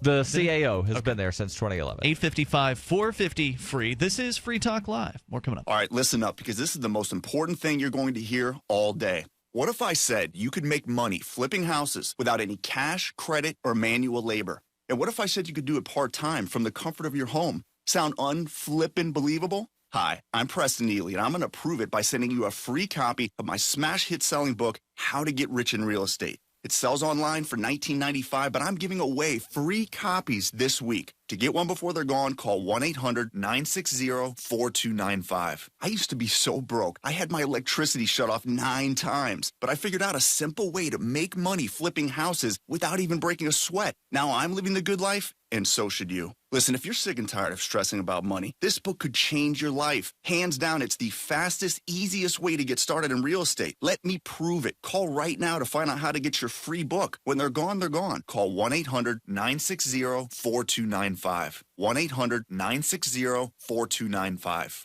Think about this. Your community's aging water infrastructure systems are very likely to be contaminated with heavy metals like lead, disinfection chemicals like ammonia, chlorine and chloramines, and pharmaceuticals like statins, pain meds, and antidepressants. And no, water treatment plants are not equipped to filter these pharmaceutical toxins out. Protect your family's water supply with the trusted Big Berkey water filter. New NSF EPA certified lab tests show Big Berkey water filters remove chloramines, pharmaceuticals, BPA, pesticides, bacteria, and viruses, all forms of fluoride, and much more. Big Berkey water filters are the original and most trusted on the market, the gold standard in water purification, and our filters last for years at less than 2 cents per gallon. Big Berkey, the one powerful enough to purify stagnant pond water. Get your Big Berkey today. Call 1-877-99-BERKEY or click BigBerkeyWaterFilters.com. That's 1-877-99-BERKEY. Big Berkey Water Filters, for the love of clean water.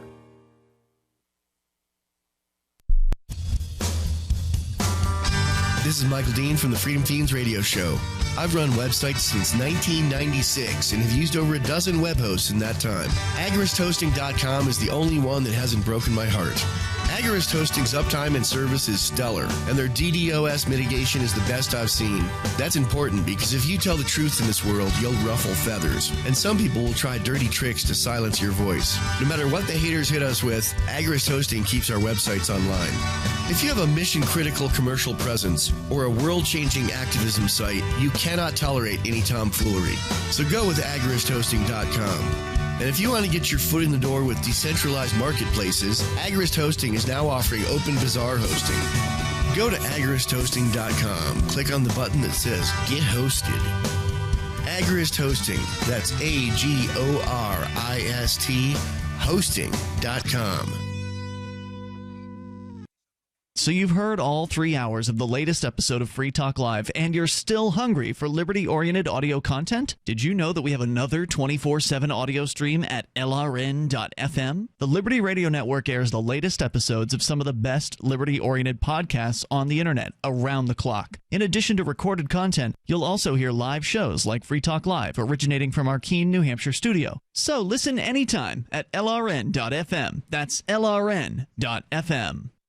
This Your Family Today tip is brought to you by Stouffer's, helping bring your family together with wholesome dinner options, even on the busiest of nights. Find dinner table ideas to bring your family together at letsfixdinner.com. To get kids involved in dinnertime conversation, ask specific questions, not broad ones. Instead of what happened today at school, try what was the best thing that happened today. The more specific you are, the more they'll have to say. For more tips like these, visit us at parenthood.com/yourfamilytoday. You can put the Liberty Radio Network on the air in your area. Visit broadcast.lrn.fm to learn how. Broadcast.lrn.fm.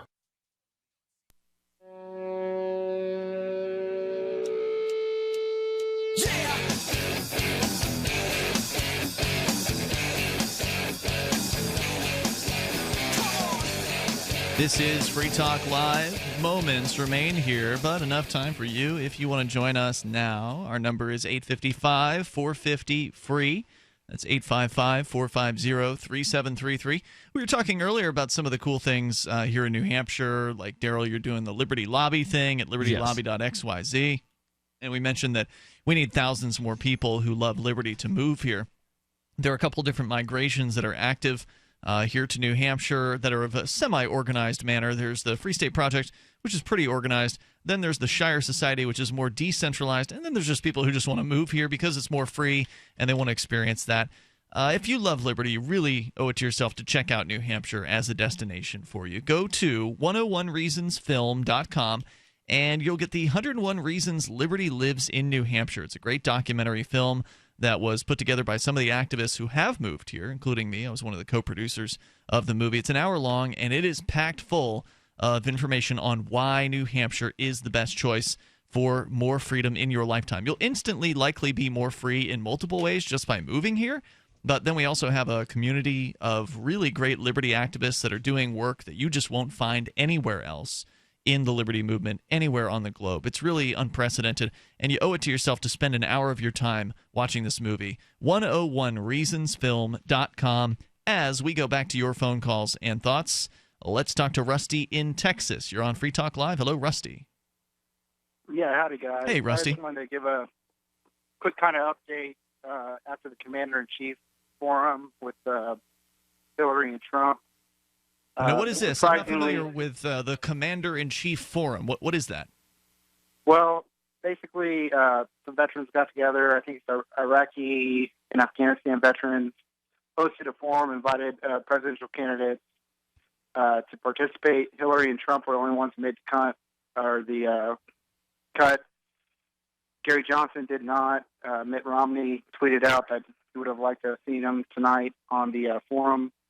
But it was an hour-long deal, kind of 30 minutes each candidate.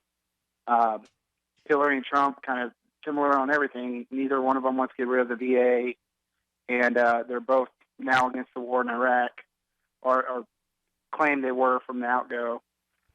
Even though Hillary voted for it, I guess she's doing one of those John Kerry, I was against it before I was before it, before I was against it kind of things. It was a mistake, is what she claimed. But her vote was a mistake, or the invasion was a mistake, or her vote for the invasion? She just kind of said it was a mistake and didn't elaborate too much more. Of course not. MSNBC was kind of in her corner and very favorable to her and kind of dogged Trump a bit. But nothing really surprising. They're talking like they're both working, two sides of the same coin. Yeah, of course. Both for the same machine. And it was just kind of really disappointing. Now, were they on the same stage? stage? You said it was 30 minutes per candidate. Were they sharing a stage, or was it like a separate interview kind of format? Separate interviews. I see. I think Matt Lauer was the one who did it. But, yeah, 30 minutes, one candidate, 30 minutes, another. First question was, don't attack the other candidate. Of course, none of them abided to it. Right, because that's all they have. All they can do is talk about the other candidate. I mean, I heard some clips from some sort, maybe it was this, what you're talking about. And it was just attack one person, the other person attacks the other. I mean, it's just a down and dirty campaign. And, of course, there aren't any real differences between them. So, I guess that's all they can really do. There's a lot of differences between Donald Trump and Hillary Clinton. For instance, Hillary's name is Hillary Clinton, whereas Donald's name is Donald Trump. Yep. Hillary's a former Secretary of State and former senator. Yep. Donald Trump's a former donor to Hillary Clinton as a Secretary of State and senator. He has a penis. She has a vagina, allegedly. And he has a toupee. She may or may not. Right. And both were registered Democrats once, though. Donald Trump actually was a registered Democrat, but that's a similarity, Donald Trump also at one time toyed around with the idea of running in the Reform Party, whereas Hillary never had any connections to the Reform Party. Didn't Donald Trump also say he's never drank? That's the claim. Yeah. I bet you Hillary's had a drink. Probably. Did you see the video where apparently she went into a coughing fit a couple days ago, and she went, and it looked like she was taking a sip of water, and she spit up some mucus or something? No, I didn't see this. What? And there's a video floating around where it claims reptilian gives birth on live television, but they just zoom in to where she spits up this really nasty mucus into the cup of water. But it looks like, if you're watching, it looks like she's taking a swig of water, but she's actually spitting into the cup. Donald Trump didn't do that, so that's another difference. Okay. Is Donald Trump a reptile, though? I think a reptile would have better hair. All right, fair enough. Rusty, thanks for the update tonight. Appreciate it. Let's go to a reptile could also be better hair. Let's go to a Trump supporter, and it's Christopher Cantwell calling from our very own Keene, New Hampshire on Skype. Hey, Chris. Hey guys, I just wanted to say you're out of your flipping minds if you think that the differences between Hillary Clinton and Donald Trump are not dramatic. I wish it's really telling that neither one of you knew what the Commander-in-Chief forum was. You're obviously not paying any attention to the election whatsoever. And so to try to be commentators on it shows your ignorance. You look like fools when you say that. I'm not trying to pretend like I know anything about it, dude. I said I didn't see it. I didn't know anything about it. So why don't you tell us? Give us your best Trump pitch. All right, let's hear it. Well, I think closing the border would be one dramatic difference. Hillary Clinton wants to massively increase the number of refugees that she brings into this country right after she goes over and destabilizes theirs. Donald Trump does not want to do all the military adventurism. Has sort of been one of the things he's been hammering home the entire election. You might want to, it's so really worth a police state here. Hold on. Though, so right? when he said in Keene, New Hampshire, about 9 months ago that he wanted to bomb the S out of ISIS. That was somehow code for I don't want to bomb people in the Middle East? No, that's not what that is at all. We're already in the conflict, which is a conflict that was created by George W. Bush and then made worse by Barack Obama, and now the war is happening, and somebody has to do something about it. Right, but you said he didn't want military adventurism. Exactly. He doesn't want to go out and start these conflicts in the first place, which is you would know if you were paying any attention to. Yes, somebody has to finish them. You can't go start wars, right? You're such a conservative now. It's so funny. I seriously, you're so uninformed. Go pay attention to the election before you try to comment on it, because you sound like morons. Don't worry about it. I'll continue to insult both of them. Oh, he just hung up the phone. Both Hillary and Donald want to increase the size, scope, and power of the government. Do. That's all that matters. It doesn't matter which areas. So does Gary Johnson, by the way. True.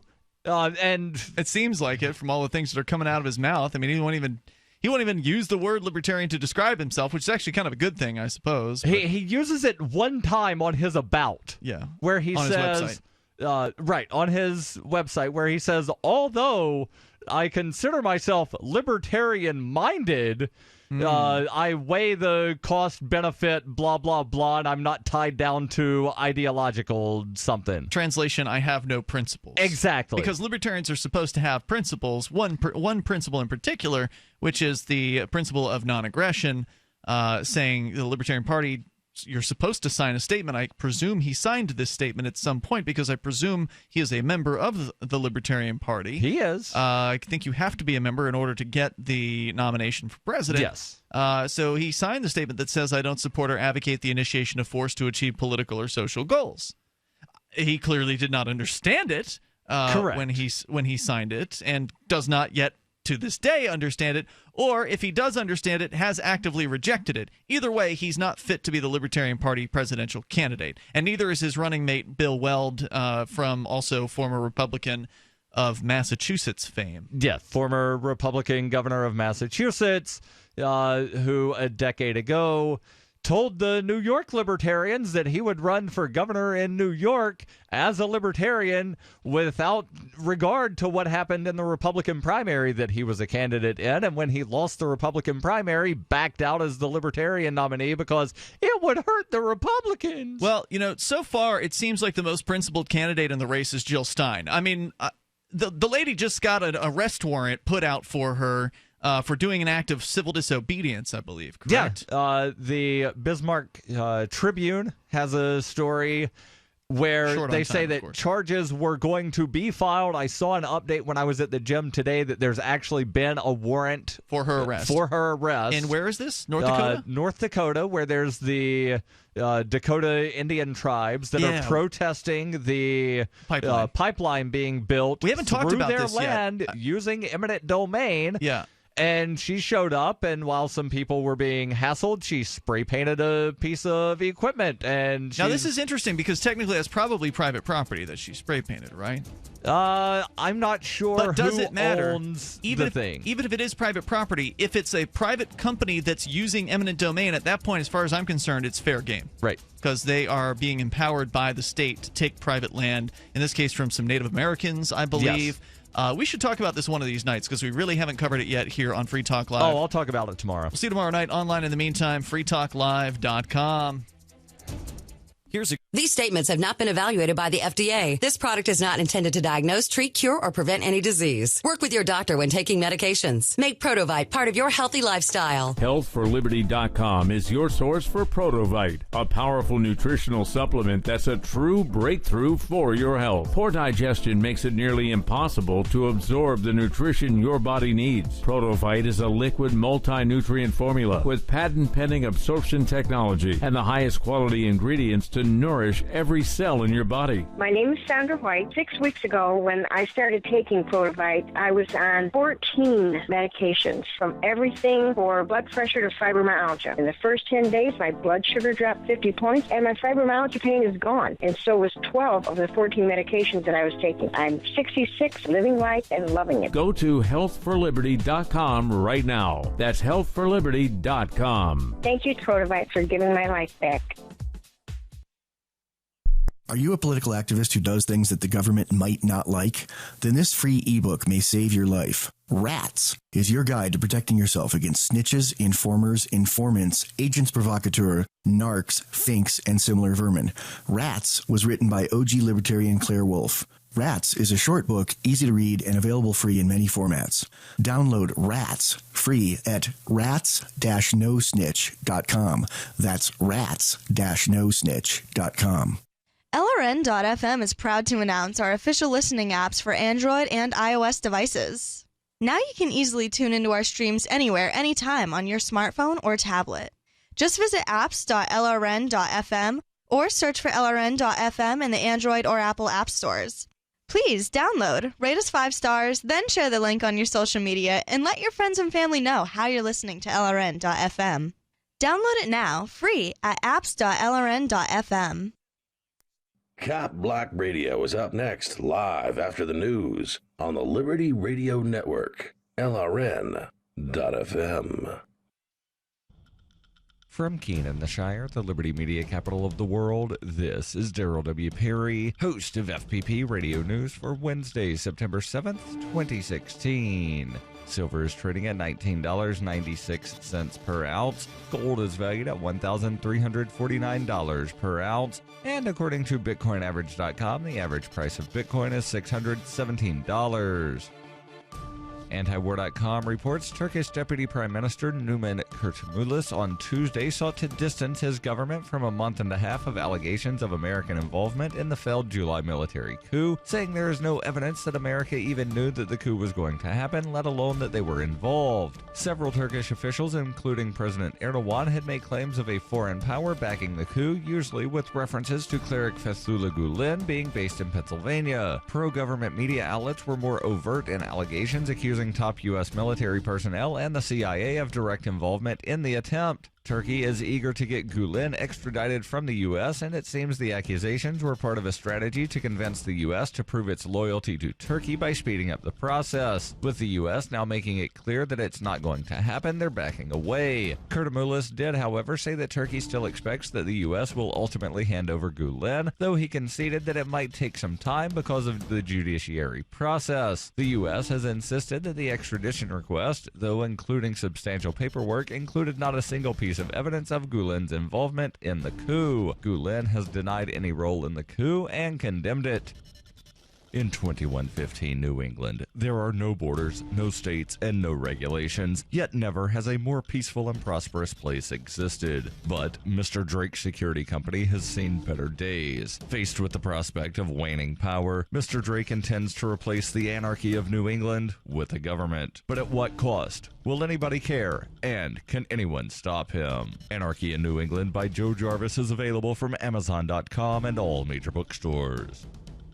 UPI reports a former swimmer for Stanford University on Tuesday registered as a sex offender after completing half of his court-imposed jail sentence. Brock Allen Turner was released from the Santa Clara County Jail on Friday to the custody of his parents in Ohio. The swim star was forced to register as a sex offender immediately on Tuesday, according to the Greene County Sheriff's Office, the first day of business this week following the Labor Day holiday. Turner, while a freshman at the prestigious California institution, sexually assaulted an unconscious woman on campus, a story that made national headlines. After he was convicted, Turner was expelled from the university before he completed his first year. He will now serve 3 years of probation and must remain a sex offender for the rest of his life. Under the terms of sex offender registration, Turner must update his status every 90 days. His next deadline is December 5th. His neighbors will also receive notification that a sex offender lives nearby, and authorities will make random unannounced visits to his home. On the registration form, Turner stated details of the sexual assault on a 23-year-old woman outside a Stanford fraternity. In March, he was convicted of 3 felonies: assault with intent to rape an intoxicated woman, sexually penetrating an intoxicated person with a foreign object, and sexually penetrating an unconscious person with a foreign object. Turner, who is 21, faced a decade in prison for the assault but received a 6-month sentence. He was released after 3 months. The punishment stirred national outrage. For nearly 40 years, Roberts & Roberts Brokerage has been a trusted source for buying and selling precious metals like gold and silver. They also take Bitcoin for precious metal purchases and have permanently removed the minimum purchase amount for all orders paid in the digital currency. Call Roberts & Roberts today for knowledgeable advice on buying and selling precious metals and a forward-thinking approach to new technologies. 800-874-9760 or visit online at rrbi.co. Reuters reports nearly 24 people were injured when a Metrolink commuter train carrying nearly 200 passengers crashed into a semi-truck on Tuesday morning in Los Angeles, according to fire officials. The collision occurred around 10:40 a.m. local time in the Sun Valley neighborhood of Los Angeles, according to the Los Angeles Fire Department. The department said 21 people were taken to area hospitals with minor injuries. The driver of the truck was uninjured, according to the fire department. Dozens of firefighters and medical personnel triaged the train's 187 passengers, according to fire department spokesman Eric Scott. Scott said the crash occurred in an intersection and the crossing guard arm appeared to have been broken. Officials from the fire department and Metrolink said the 5-car double-decker train suffered very minor damage and was able to continue on its route. Law enforcement were conducting an investigation into the crash. This has been FPP Radio News, online at fppradio.com. According to attendees of a karaoke night at Charlie's Bar and Grill, a man 30 seconds into singing Michael Jackson's Man in the Mirror better get his act together and get it together fast. He up from the get-go, coming in late on that first line, singing totally off-key. He needs to shape up and get his head in the game pronto.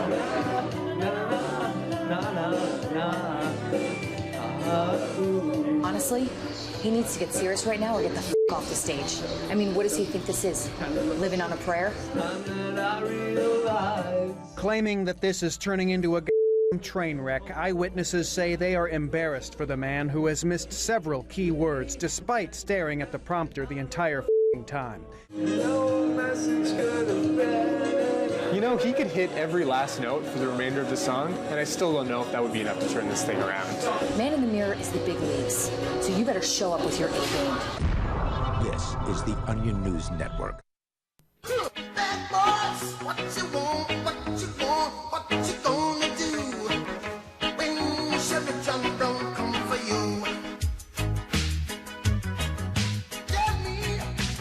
Yeah.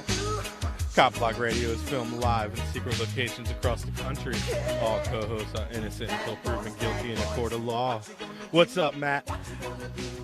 Hey, what's up, man? This is Matt Taylor of Carbon County Cop Block and Question Your Perception podcast, coming to you live from my secret location. Severin, how are you doing this weekend? Oh, I'm doing excellent. This has been a really, really fun week for me personally.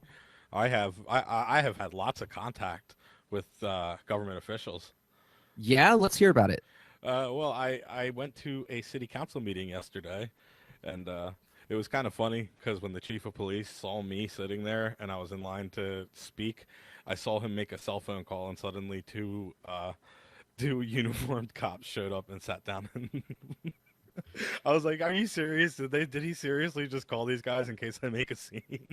Well, actually, I mean, the last time that I was with you out there, I mean, we just crossed our year anniversary of us out there for James Osh. Yeah. We just crossed our year anniversary for that. And I remember, you had myself, there was Rick Gonzalez of Allentown Cop Block, you and Scott Marshall of the Oath Accountability Project. And when we all showed up to that meeting, there were cops everywhere.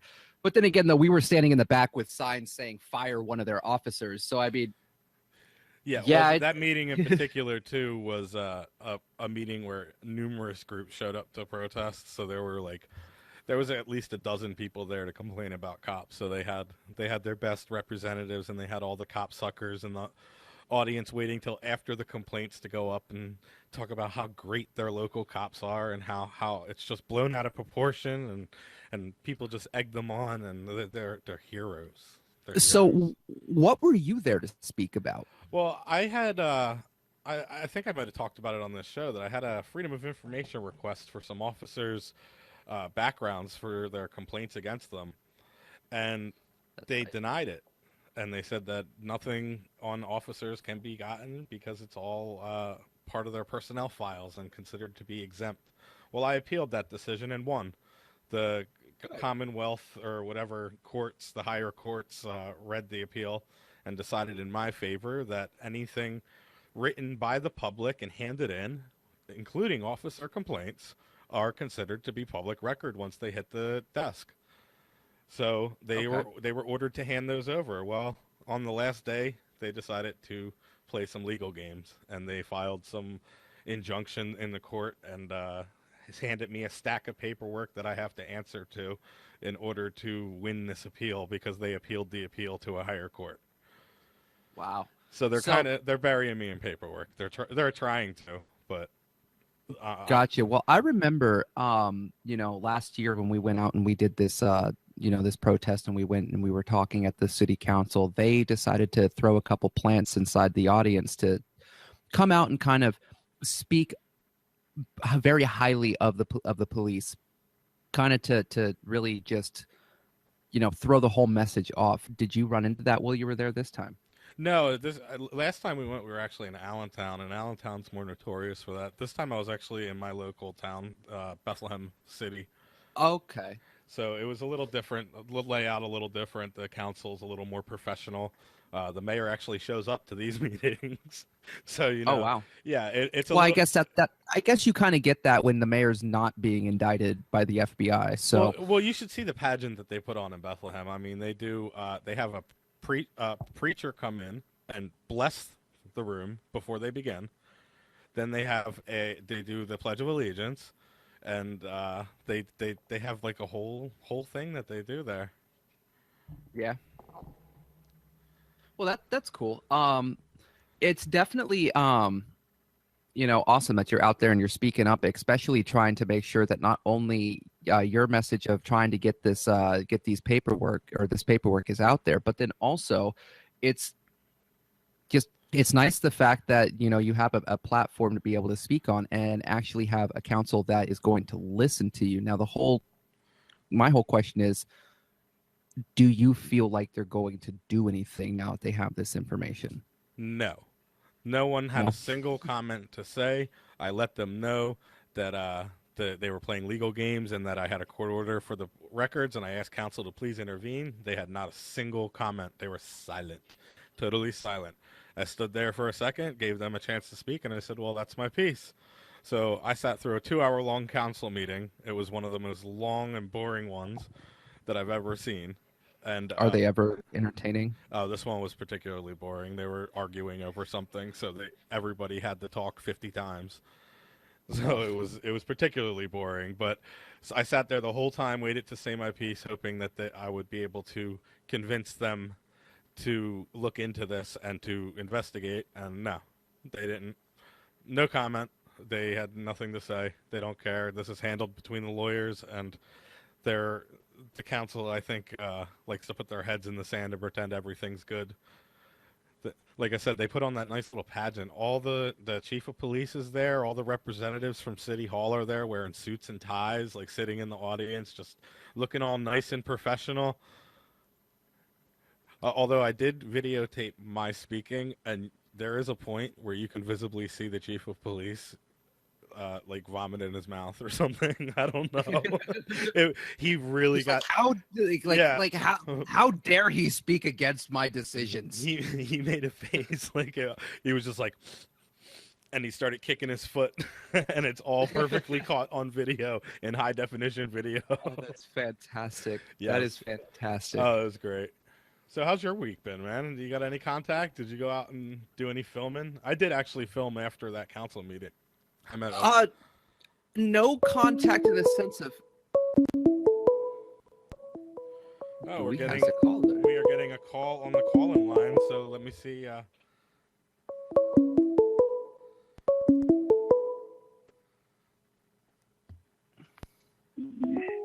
Hello, Cop Block Radio Show.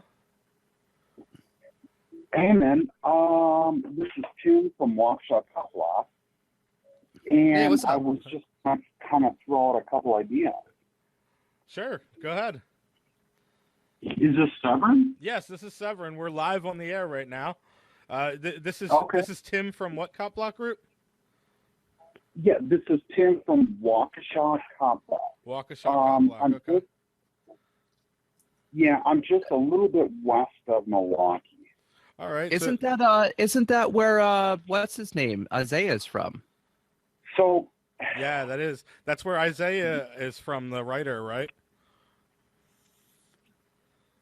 Say that again, bro. Anyway, go ahead. What was your comment? What did you want to comment on? Okay,